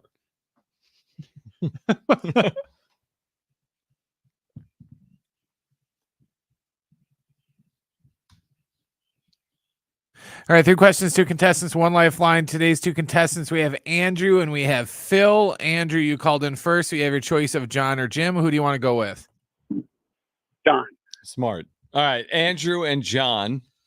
Phil, you get Jim. Okay. Yep. All right, Brent. What is the question of the day? All right, guys, the Padres are hosting the Astros this week at Petco Park. Today's question, can you name the 11 players in Astros history with 1,000 or more hits? So there's 11 players in Astros history that have at least 1,000 or more hits. Today's question, name any of those 11. All right. Phil, you're up first. What's your first guess? You do have a lifeline if you want to use it. Craig Biggio. Craig Biggio. He's on the list. Mm-hmm. Ding. Ding. Andrew, you're up next. What's your first guess? You do have a lifeline if you want to use it. Oh, dun, dun, dun, dun. Oh, no. Come on. Can someone? All right, who wants to play Phil? Call right now because this is a great giveaway. Phil, stay where you are. Stay where you are. 877-767-4760. Call right now if you want to play Phil for Green Day tickets. Again, 877-767-4760. Call right now. This is a week from Saturday at Petco. Put Phil on hold just until we get another caller. Yeah, Phil can Stay there, can Phil. Keep thinking. Stay there, Here Phil. come the lines. Oh, here Everyone we wants go. the Green Day tickets. Yeah, Everyone wants to beat Phil. So how do we do this? Phil has a 1-0 lead, He's right? on 1-0 Yeah, but lead. now they already know the question, though. Yeah, they don't. It doesn't come matter. on. Half these people are driving. All these people, Brent's looking at me like I'm crazy. Like it's just play the game. I just don't think it's fair to Phil. Phil, well, if the person beats Phil, they can take Phil with them to the show. Right. Since it's 2 tickets. So now Well, Phil's on hold. He's got Google. It's the same way, yeah. Everyone got Google. It's okay. Figure this out. Very rarely is the question like, I don't know, impossible to Google. Yeah, give me the ERA leaders in 1972. Even that, you can just Google it. Right. Right? Exactly. All right. So we got Phil and we got James. Oh, so right. James and Jon are together. Perfect. Jon and James. Jon and James. All right, James, you're up. Name an Astro with 1,000 career hits that's not Craig Biggio.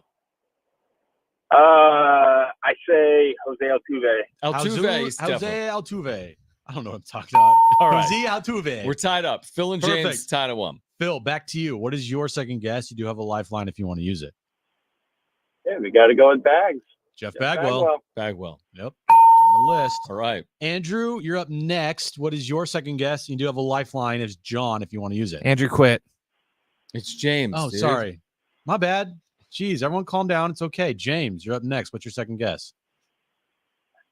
Michael Brantley. Michael Brantley. Michael Brantley. It's a good guess, honestly. No, it's not. It's a horrible Wow. guess. Really?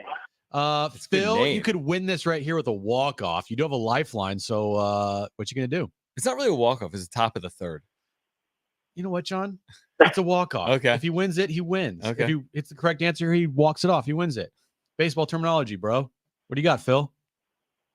All right, let's go Lance Berkman. Lance Berkman. Lance Great Berkman guess. for the win. Wow.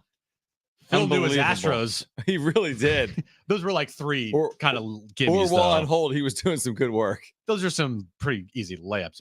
If you're a baseball fan, you know those names. Like Right. they're connected with the Astros. No doubt. George Springer. That's correct. Okay. Alex Bregman, Alex Bregman. would be a Also good one. correct. Or wait, no, Springer's wrong. loser. Bregman's right, though.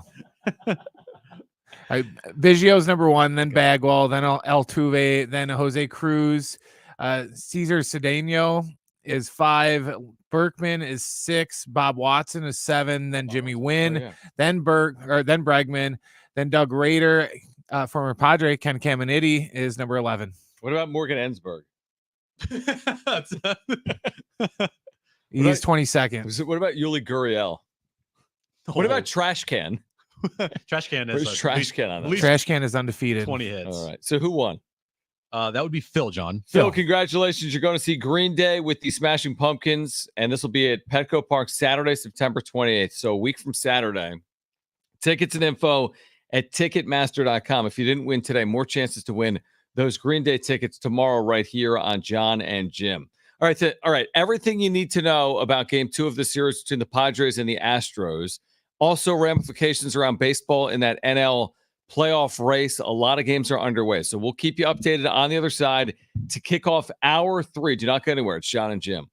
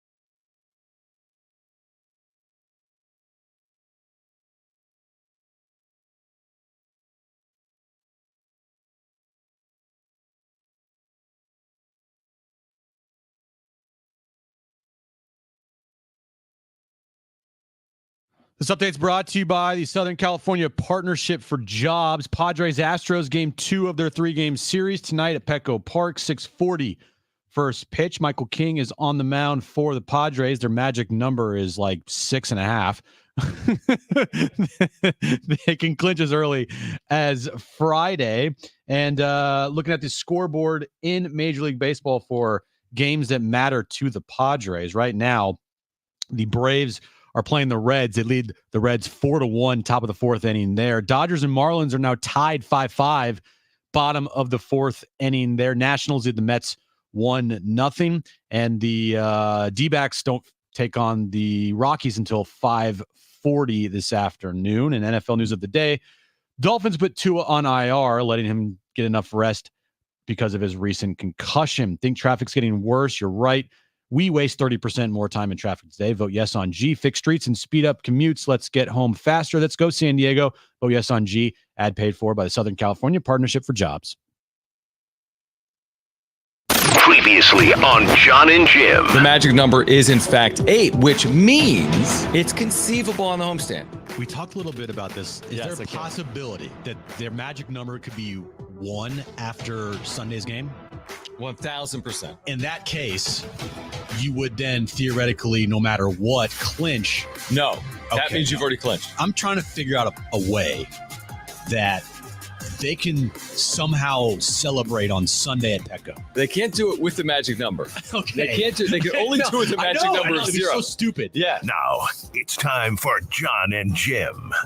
All right, San Diego and Southern California, what's going on? Final hour of Jon and Jim with you until 6 p.m. Getting you ready for Padres baseball coming up tonight at 6:40 as the Padres try to lower that elusive magic number that nobody knows what it actually is. Coming up at 6:40, we remind you, keep up with San Diego Sports 760 anytime, anywhere, whether you're stepping out of the car or settling in at home. Just ask your Google or Alexa smart speaker to play AM 760 or stream it live through the iHeartRadio app.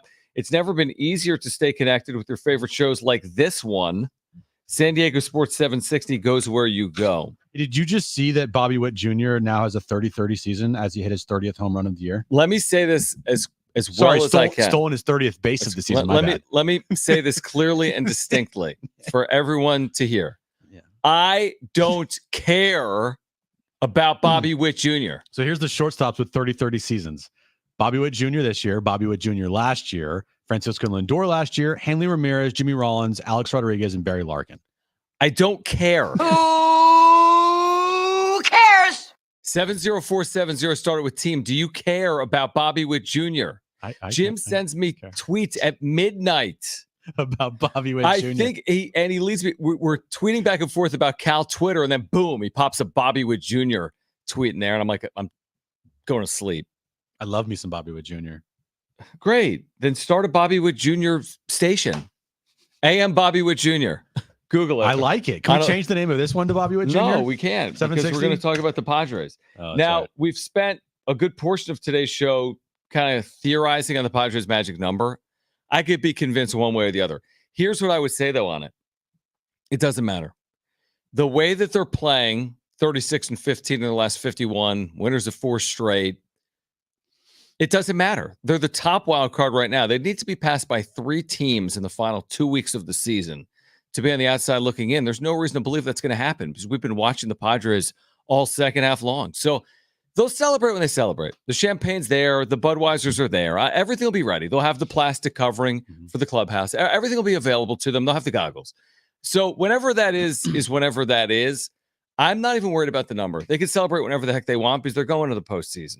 Advice, probably you want to get some tickets for this weekend if you want to be there to watch the celebration happen, because it could happen as early as Friday. As early, yeah. Now that'll need help. It will need help, Yeah. and right now the Braves lead the Reds, and then the Mets trail the Nationals. Mets trail tonight. Mets trail tonight, 1-0. Is that lowering the magic number? Don't even. Dude. Don't even. But you're right. It doesn't matter anymore. The magic number police out there that want to like magic number police. I don't like, just stop. They're in. They're going to be in. It's all but a formality at this point. And we are just waiting for the official confirmation day. Like, the way that they're playing, they're just too good to have, I feel like, a collapse happen. And I'm talking about like losing out because you need the Braves. If the Braves would have to go 12-0 and you would have to go like what, 3 Well, let's go to the Talking Friars. Talking Friars, who has the Kevin AC. Of course he does. He has everything. Daily he has it all. AC report. Yeah. If the Padres lose out, yes, which isn't happening, it's not. The Braves would still have to go 6-6 to even pass them. There's no evidence to suggest they'll even do that. But if the Padres, let's just say they finish 6-5, it's fine. They could do better than that. If they go 6-5, the Braves' only path to being better than that is going 12-0, which ain't happening. It's just not. So the Padres are set up to get into the postseason no matter how they close. Hopefully they close well, because it's not just about the 4 seed or getting into the it's not about getting in. No, we're not going to sit here the final day of the season if they're 1-10 in their last 11. Yay, they wrapped up the World Series run. Yeah, it's about getting in, playing good baseball, and making a run. And maybe it's about winning the division. What's the score of the Dodgers game you just said? It's 5-5. How'd that happen? It was 4-0 Marlins the last time you told me. Yeah, well, apparently in the chat, it's all my fault. Right. You're like that. This thing's over. Mets just tied up the Nats. Right. I'm literally just reading scores. That's your fault too. That's great. I'm reading scores, and somebody in the chat said Jim with his big mouth ruined the Dodgers game for us. And I was like, the Dodgers didn't say the score. You didn't say like they're done. No, I said, the Dodgers trail the Marlins. Our Marlins 5-0. I would like to know exactly what you said. You're like, I probably was like, oh, look at our Marlins. Go skip Schumacher. Our Marlins. Yeah, Marlins actually now lead the Dodgers 6-5. Well, yeah, that's better than 5-5. Right. Well, I get in trouble for that. They just scored on a run in the bottom of the 4th. That's inning. your fault. No, it's to your credit. To my credit. Right. Braves lead the Reds 5-1. Braves lead the Reds 5-1. In Cincinnati. To me, the only focus that I truly have is not this magic number that we don't even really truly know. It's locking up the 4 seed. And if there's a outside shot when that comes, division, is that still in play? Well, the division's absolutely in play as we sit here in this exact moment. I think, yeah. And I'm not going to worry too much about it until we get to Tuesday. Tuesday, if they're 3 back, go time. Tuesday, if they're 3 back when they open the series in LA, it's go time. I mean, like you said, we'll see about Dodgers Marlins tonight. Am I holding my breath on Miami holding a 6-5 lead in the 4th inning? No, I'm not holding my breath. Can we trade Tanner Scott back real quick to get the save tonight for the Marlins, then come back to San Diego? But, and again, like, I don't, what's the line here tonight? Like, are the Padres a favorite? Yeah, they are. They're a slight favorite tonight with Michael King. Like, this sets up really well. You got a chance to win a series against the Astros by winning one of the next 2 games. Then the White Sox are here. Listen, I know they've won 3 straight games. I know they're trying to avoid whatever the loss number is, 120, 121. They've like 35 wins this year. They have 36 wins. The Padres have that many in the last 2 months. So I'm not going to say that's some trap series. I'm just not, because they're the White Sox. I'm already chalking that up to a sweep. Right. Like, I just... At least 2 wins, right? Yeah. Just the sheer talent discrepancy between both teams. It should be one of those just easy series for the Padres. Well, I hope so. So that's the point. That's why you said, hey, maybe this weekend and they can celebrate it. Maybe, because you're going to need this is all about Atlanta and New York this weekend. Because if you win all these games, if those teams don't, you're still in great shape, but you're not coming to immediately. Right. So you need to win, and you're going to need the help to do it this week. Yeah. So they have Thursday off, and on Thursday, Braves play against the Reds, and the Mets play the Phillies. Okay. On Thursday. So, like, hey, there's where you can lower your magic number if anyone loses. Mets are at home. Look what you did, man. You ruined this Mets game. Mets now lead 3-1 since you mentioned it. So, you win tonight. Braves and Mets win, and it's now dropped to officially 6. Or maybe officially 5. We don't. And then if the Padres win tonight by Michael King, maybe it's 4, maybe it's 5. Now, if they lose tonight, where's the magic Cubs? Does it go up? No. It's the same.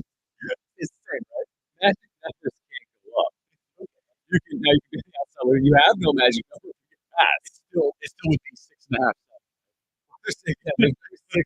Here's the thing. Are they going to be the clubhouse of the magic numbers roughly one and be like, hey, here's some maybe we clinched. Maybe we already clinched.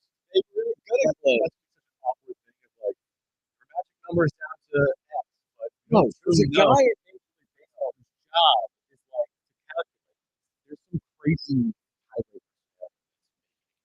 Correct. There's the 3-team tiebreaker that I can figure out. I try to figure it out. Don't try. But the only definitive is Friday's the road that clinch. And whenever the Padres put up on their screen tonight or tomorrow, like a magic number counter, that will be the official magic. You're right. You're saying like if they put on social media like magic number is 5, then we're gonna go with that. I might still question. And then like at Padres, like I'm sure they will have gone through like Major League Baseball and all the tiebreaker scenarios and get an official number, not just schmucks in here talking about it.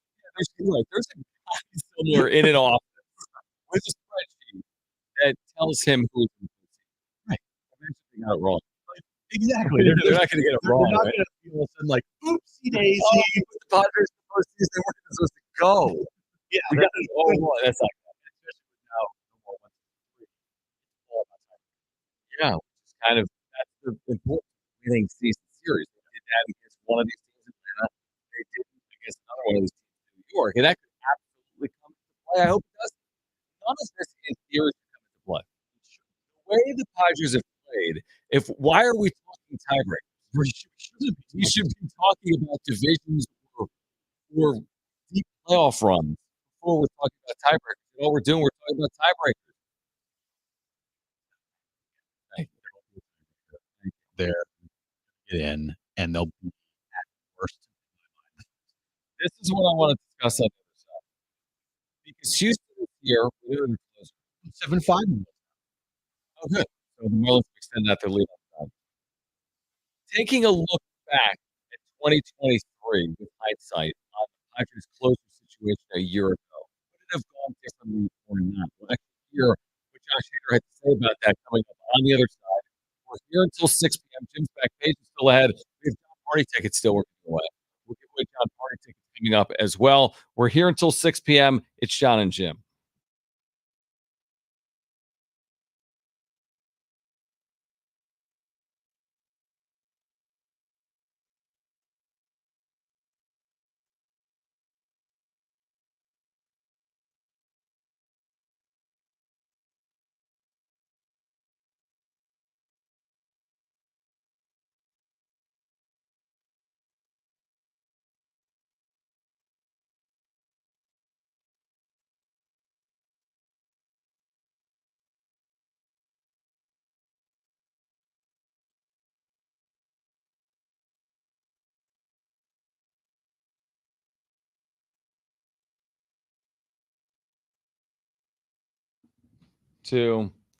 Hey guys, it's Jon and Jim. It is the best time of the year for sports fans. NFL is here.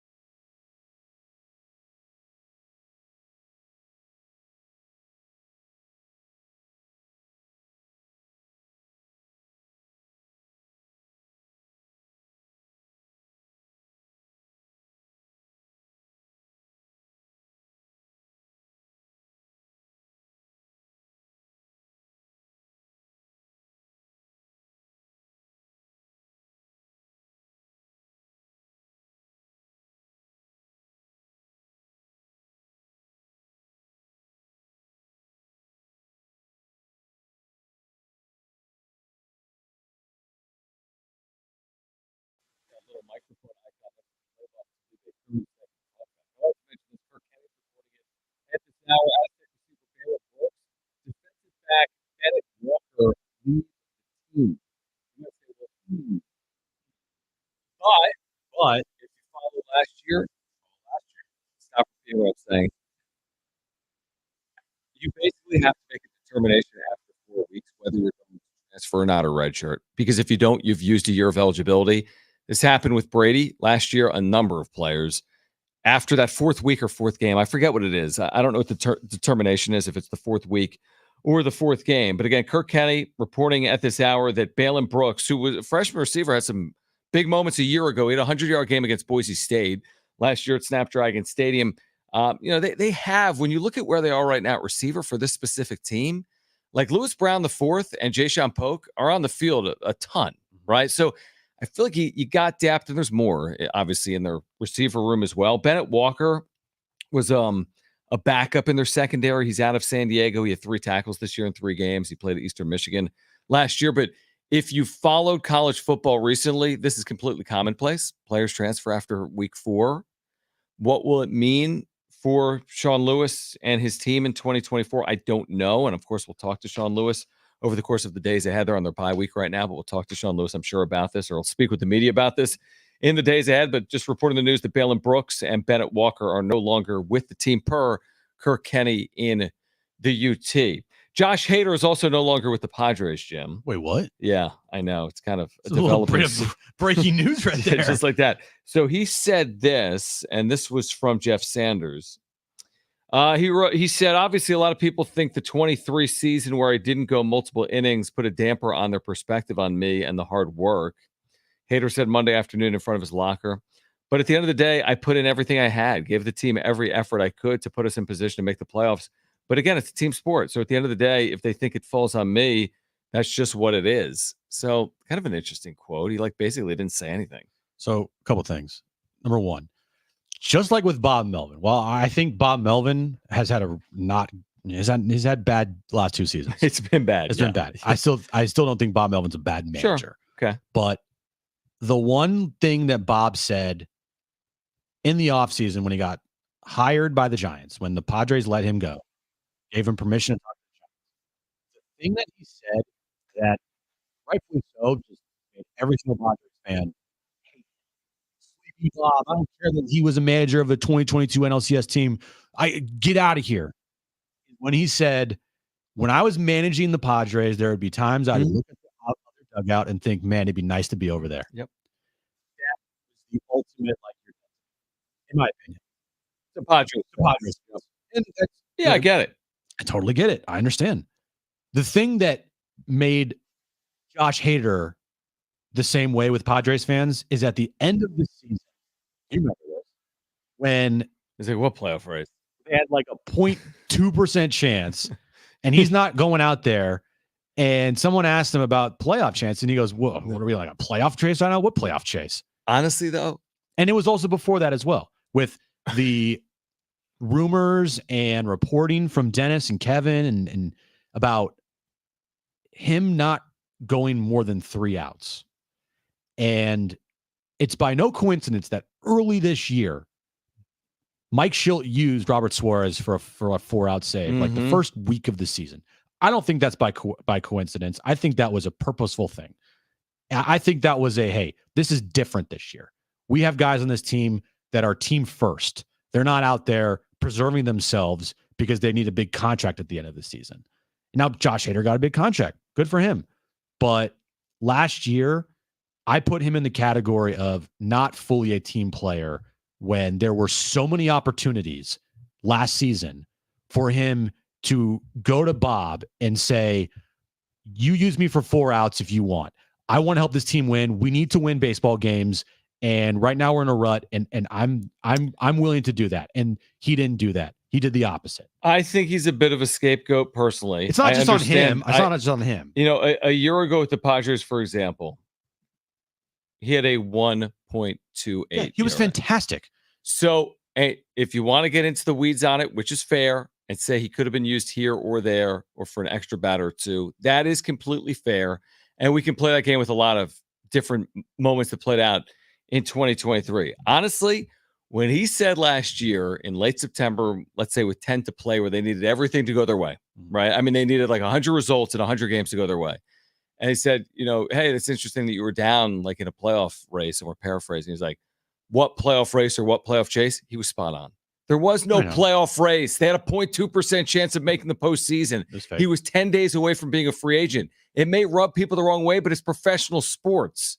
Now, should he have said it that way? No, but guess what? Even if he said, I'm available, Bob could go to me for 6 outs, he doesn't mean it. He's looking at his watch like everyone else. When is this season over? We know their true feelings. I mean, at the end of the day, it's about net positive, net negative. What's Juan Soto? Net positive. What's Josh Hader? Net positive. It might not be the positive you're looking for. Soto could have been better last year. He could have been. And he's better this year than he was last. Josh Hader could have been used more effectively. He could have been more of a team guy last year. Yes. But still at the end of the day had a 1.28 ERA. Net positive, net negative. Both were positives for a team that was a negative. You're absolutely right. Fans don't think that way, though. No, I agree. That's fine. I agree. 100%. But I'm more looking at this, trying to be objective on it. You're 100%. I don't think the fans like Josh Hader. I don't think the fans like Juan Soto. But that's crazy. Don't. I mean, we're talking about a guy that came here, okay, didn't maybe live up to expectations, but now don't let the door kick you on your way out. I will always defend Juan Soto as like, dude's a generational player. I would want him on my team. Last year, there was a lot of dynamics in that clubhouse that just didn't work. Egos and money stuff and free agency. Like, they chose themselves over the team. A lot of me's instead of we's. The thing with like what you said, it's all true. I 100% understand it. But dude, like we all know. I know. Fans and like we sit here, and if Josh Hader is saying stuff like that, boo, you're not going to do everything you possibly can to help the team win. And I totally get it. Because all you want as a fan is these dudes that are making hundreds of millions of dollars to be like, I want to do everything I possibly can to help this team win and give a winning product to these diehard fans that support us every single day. And when you go the me route in professional sports, while it's not wrong, because Josh Hader, it's a business and you got to go out there and protect your asset, which is your arm, and you got to make sure you get to free agency healthy and get a fat payday. It does nothing for the fan perspective of, wait a second, I'm rooting for the Padres and I'm not rooting for Josh Hader for his future wherever he goes. Fair, but I would also say this. Would he treat it differently if his team was better or in the postseason? In my opinion, the answer is probably yes. It didn't happen in 2022. Yes, it did. He had a 4-out save against the Dodgers. One time, it was like the biggest moment of their season. He wasn't even asked to pitch in the National League Championship Series. That can't solely be on him. It came or from he had him. one appearance, game 2. Yeah, it came from him. Like the reasons why. This team was 62 and 73 entering September last year because of Josh Hader. No, I never said it was. That's what I'm saying. Like, we're putting way too, not we, but people are putting way too much of this on Josh Hader's Should we boo Josh availability. Hader tonight? Vote in the poll. All right. 70470 started really? with team. We can react to some of your texts on the other side. Plus, John, party tickets. We'll give them away on the other side. We have Jim's back page still coming up. I should remind you that San Diego Sports 760 presents our 2024 iHeartRadio Music Festival. Live this Friday and Saturday from T-Mobile in Vegas. Some of the biggest artists in the world. On one stage, Gwen Stefani, Paramore, The Black Crowes, Dua Lipa, and more. Experience the show live all weekend long. Stream it only on Hulu and listen on the iHeartRadio app. Starting at 7:30. It's Jon and Jim. Stay with us.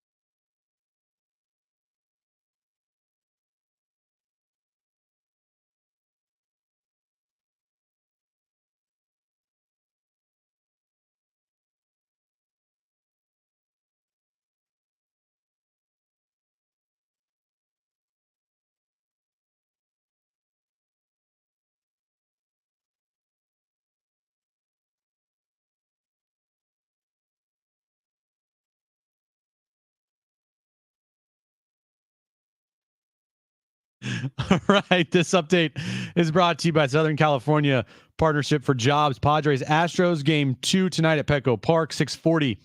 First pitch, Michael King on the mound for the Padres. And NFL news of the day: the Dolphins placed Tua on IR to get him enough rest after his recent concussion. And looking at the Major League Baseball scoreboard, games that only matter to the Padres. Braves currently lead the Reds 5-2, bottom 5. Marlins on top of the Dodgers 7-6, top of the 6th inning there. Mets lead the Nationals, John, 5-1, the bottom of the 4th inning. And the D-backs and Rockies are 10 minutes away from first pitch in Colorado.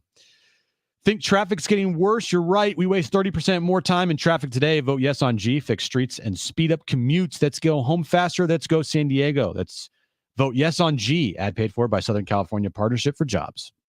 I keep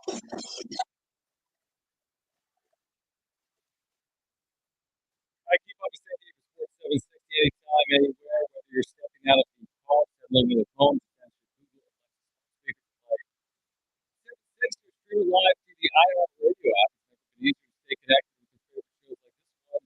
San Diego Sports 760 goes where you go and hour out. Will Josh Hader get booed? Astros and Astros. I don't think it's a starting lineup. And I don't think he'll be booed. And I think Padres fans have made their feelings clear.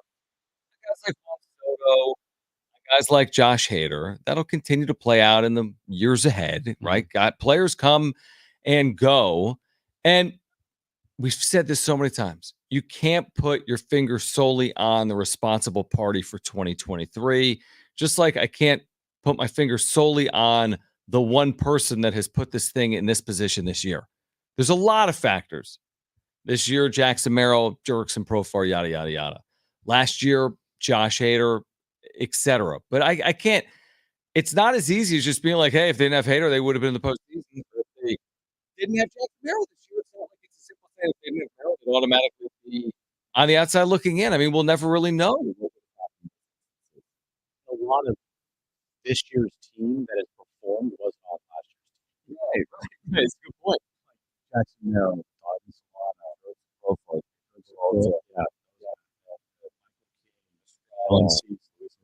Flores, nothing for last year. Nothing. There's Yep. There's a lot of change. almost a brand new team. Wow, Like, it would be one thing if all of a sudden they brought back the same team and they did much better. It was just they replaced Mike Schill or they replaced Bob Melvin. Right. Then it's like, well, okay. But you got a new center fielder, you got a new left fielder, you got a new catcher, you got a new first baseman, you got a new DH, you got 2 new starting pitchers, you got a whole new back end of the bullpen. You brought in a new hitting coach, or hitting coordinator, whatever you want to call him. If you manage a lot of new ones last year, like Manny, Bogey, Tatis, Joe, Darvish, that's Jake. That's like the core that came back from last season. And you surrounded that with totally different guys. Oh, yeah. And so to sit here, and I think it's a credit to like the new guys on the team for performing and bringing in like this new energy and life to a clubhouse that was just very dire last year.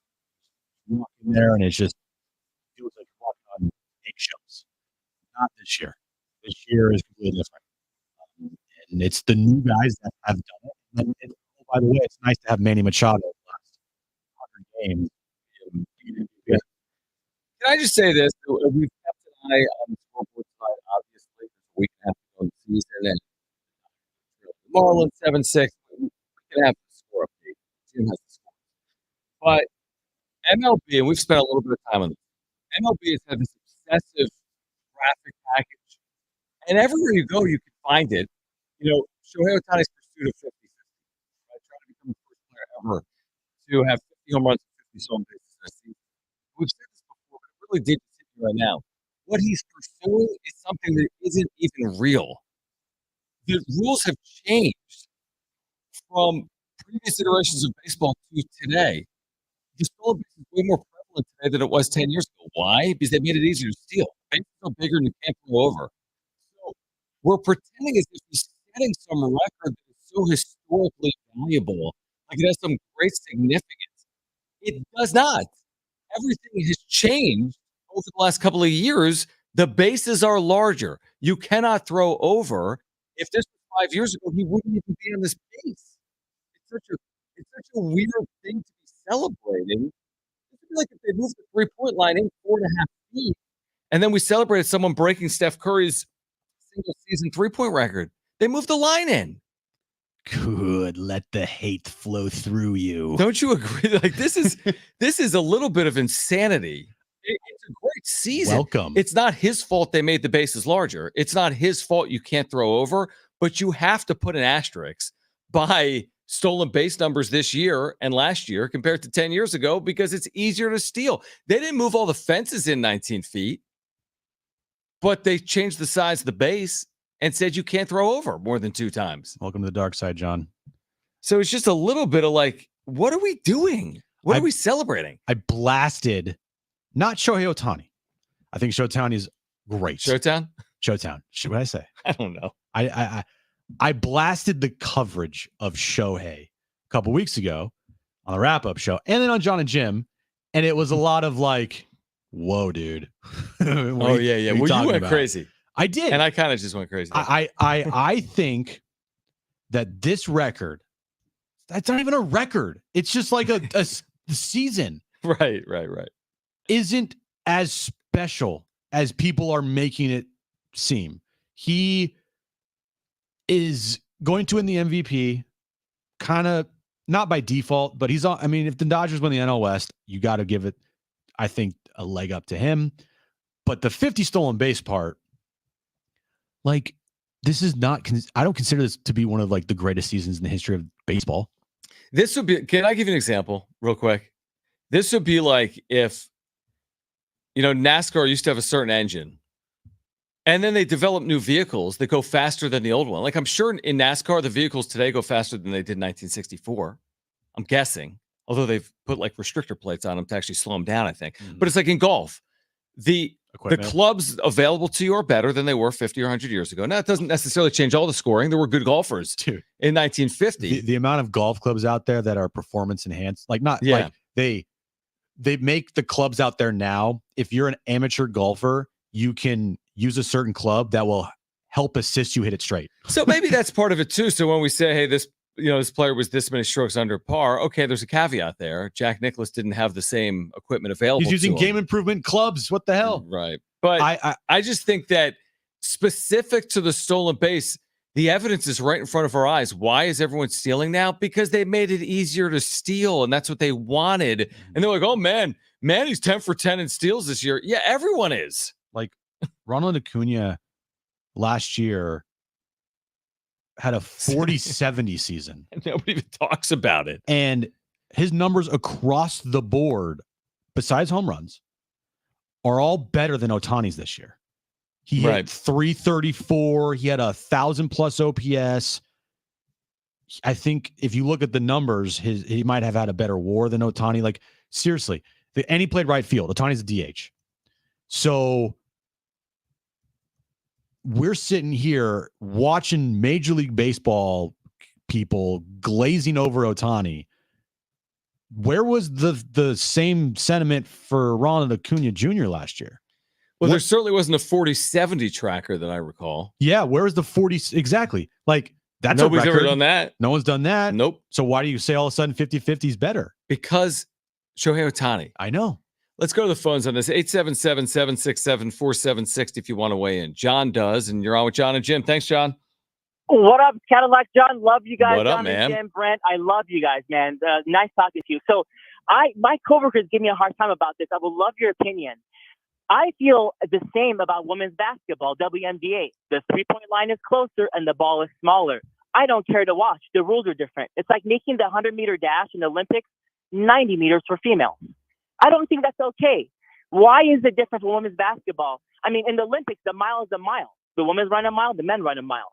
Why is it different for women's basketball? That's why women's basketball is not popular. It'll never be really hardcore. After Caitlin goes away, it's going to go back to what it was, nothing. Love you guys. Talk to you Jonathan, soon. I don't see the comp there. Hard right turn. Okay, let me just say, for example, Ohtani, let's talk women's through basketball. this. Let's talk through this. Does Brett all of a sudden become the biggest WNBA fan if the ball is larger? No. You know, like, does it take the non WNBA fan and make them a casual? And does it take a casual and make them an ardent supporter if the ball is a centimeter larger and if the 3-point line is a foot and a quarter back or whatever it is? I don't think compare so. men's basketball to women's Yeah, basketball. that's not my point. It's really not my point. My point would be this. If Love you, John, if Caitlin Clark was shooting on a 3-point line that was 4 feet in from the women's line, then I'd be like, yeah, that's different. But this is the women's line, and that's what they shoot at, and the records are the records. Yeah, it's not. That was a little bit of a hard right turn there. I just think that it's so obvious what they've done to increase stolen bases. Then why would we be like, man, what an amazing year? They've increased stolen bases. They wanted this. They did this. This was done right in front of our eyes, and we're celebrating it like if I'm looking at, I'm more interested in, hey, is Judge going to get the Triple Crown? Sure, because that's relative to everyone else, and that's something that the rule changes didn't really have any effect on him. Like you said, it's not like they moved up the fences or something like that to where it helped him hit all these home runs to lead the league and everything else. So Ohtani in the entire league, if I'm taking the entire league into account, doesn't lead any single offensive category in the league. Doesn't lead in average, home runs, RBI, stolen bases, runs, on base percentage, slugging percentage, OPS, hits, doubles, triples, walks. Doesn't lead anything. But he leads the National League. That's fine. I mean, that's a pretty. But my point is, like, this season is being dubbed for all of baseball, right? The greatest as the greatest season in baseball history. Yet in the entirety of the sport this year, he doesn't lead in one single offensive category. Okay, fair-ish. But I mean, listen, in the National League, he leads in a lot of offensive categories. No, it's fine. And yeah, if you want to say it's the greatest offensive season ever, sure. Are people saying that? Then no, because Bonds had infinitely better offensive seasons than Shohei Ohtani had. I know, I agree with you. It has. But he leads the National League in home runs. That's legitimate. He leads the National League in slugging. That's legitimate. Yeah, if you want to go in the National League, it's one of the better seasons that anybody can remember, going 50-50. Yeah, it's a good season. But don't start talking about all of baseball, because if you're talking about all of baseball, Bobby Witt, stop it. Aaron Judge has had a better season. If you want to argue about Bobby Witt, go at it. I don't. I know you don't. But yeah, you talk to me about the National League, and even then I would say, oh, there's been a lot of players that have had better seasons in the National League than Ohtani, but don't come at me about all of baseball this year. I'd take Higgy. All right, call right too. now. I would take Higgy too. First caller to 877-767-4760 is going to see John Party on this Saturday night at the North Island Credit Union Amphitheater. First caller to 877-767-4760 is going to see John Party this Saturday at the North Island Credit Union Amphitheater. Jim's Backstage next.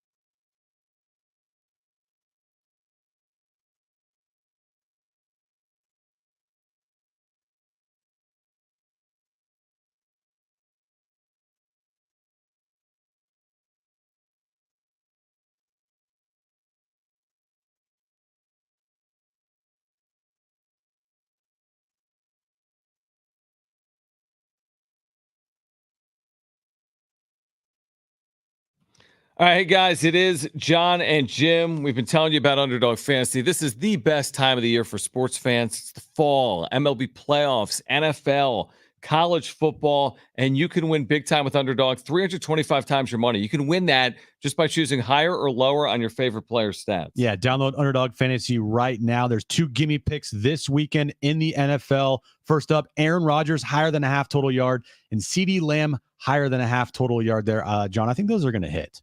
I think those are going to hit as well, and you can take advantage of those right now by using promo code Jon and Jim, JONANDJIM, on the mobile app or at UnderdogFantasy.com.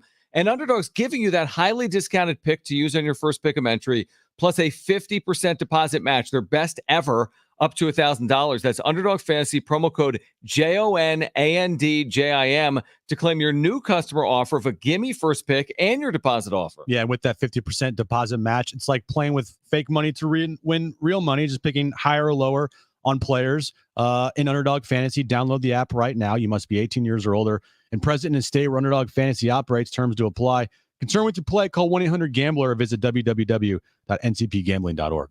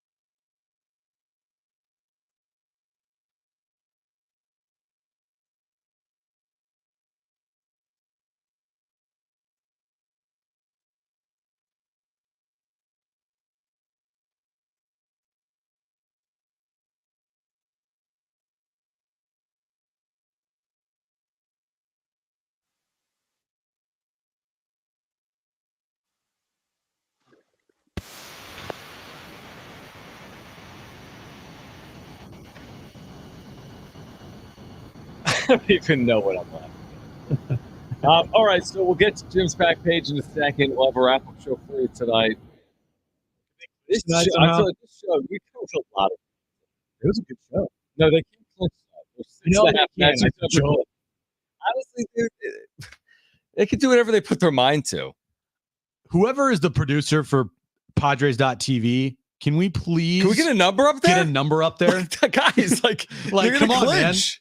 I mean, can we? They throw up that little box. That little box. Like, this is the first time they've hit a home run in successive innings since 1903. Don't be scared to put a magic number up there. They should do like Apple TV. Only instead of putting the percentage of getting a hit, they should just have the magic number change like every pitch. I love that. I need a scoreboard tracker for teams that matter. I need a magic number, like little lower third, and I need no Mike Winters tonight. Is he on tonight? It's a Tuesday. It is Tuesday. Like, Mike, we get it. We've gone through every possible scenario that an umpire can play a role Mike, in. why does the umpire position himself on the first base line like that when there's a runner on first? I don't care. Right, a little less umpire talk, a little more magic number talk. Seriously, I could give two you-know-whats about anything an umpire has to say. Mike Winters. I have no problem with Mike Winters. I just don't know Winters. if I need umpire commentary every day. I don't need it any day. Like I don't have any thought of like, man, I need some more umpire talk and less Don and Mud. I can't wait from 5 years from now when they just interview the computer. Yeah, like, hey, can we talk about, Can we talk ABS, automatic balls and strikes? What were you thinking there? Yeah, Was that old IBM Watson? Hey, Watson, tell me about that ball and Yes. strike. All right, let's A get ball. to it.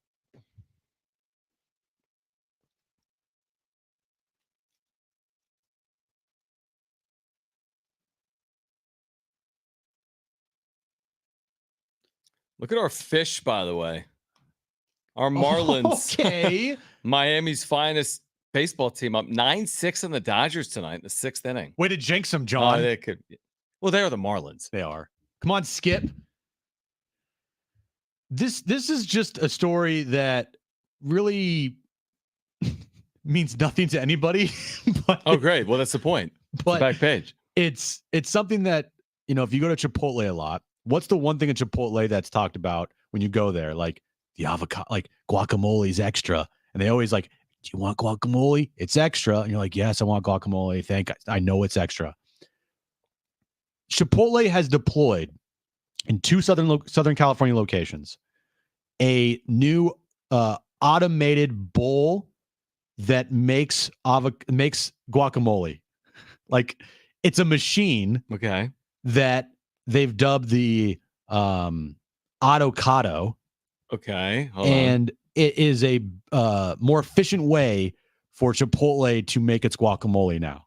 That will be deployed eventually nationwide to Chipotle's in the future. Doesn't this kind of go against their super pretentious commercials that they always have about how like I get up every morning at 4 a.m. and I hand mix the making- guac. That's what makes it special. Right now, it's like a robot. It's not just making the avocado or making the guacamole. Chipotle announced that its automated bowl and salad maker and avocado processing robot will be deployed at 2 locations in Southern California. So let me get this straight. They're celebrating basically getting rid of their employees. Correct. Like, we are celebrating these robots. Yeah. But what they're basically saying is they don't need people. So the Autocado machine makes the guacamole. All you got to do is just peel the avocados, and it can make up to 25 pounds. Oh, we still have to peel them? Yeah. So you get, yeah. Okay. And then this brand new automated bowl and salad maker, you just put the bowl in the machine and it like lowers down and it makes the salad or the bowl for you. Wow. Or they could do what they have been doing, which is have the use people do human it. beings. But there's also a lot of people that on TikTok or Instagram or whatever on social media will go to Chipotle and they'll get a bowl or they get a burrito or whatever, and they come home and it looks right. It's Some just like are like huge, some are tiny. yeah, where there's it's no not consistency. evenly, distributed. But why is distributed. it when I go to a bar, if I want a shot, they can measure it? They can measure it. Well, yeah, but a lot of times when I go there, they like just do like, how many scoops do you want? Right. And they 17. yeah, can I get a whole bunch? And a lot of times the burritos, they're massive. they're just like these giant. They're not even burrito. It's just They like fall apart, right? Yeah, they're just huge. They're the opposite of Taco Bell and sour cream. Oh, you want sour cream? Here's a little dime-sized drop I always of sour have to cream. ask them for like a little bit, because if I ask them for the normal amount, it's pouring just, it in there. you can't even like roll the burrito up. Right. It's just a lot there. Coca-Cola is bringing the mixed drinks to stores. This mixed drink is the classic Jack and Coke. So Jack Daniels and Coke are going to be coming out with new Jack Daniels flavored Coke and regular Coke to stores nationwide in 2025 with alcohol. So you get a Bacardi and Coca-Cola. That's kind of dangerous. You put that in a store, like, I'm just thinking that's like a Coke. Finally, Crocs and Batman have released a new Batmobile Croc. Released yesterday. It sells for $69, and in kids size, $55. You can buy a Batman Croc shoe. That's pretty cool. For $69. Nice. If you missed anything today, you can go to sportssd.com or the iHeartRadio app or iTunes or TuneIn Radio or Spotify. If you listen to us on podcast, please leave a review. Wrap up show tonight. See you tomorrow at 3 p.m. for Brett and Jim. I'm John. Keep it here at San Diego Sports 760. Ciao.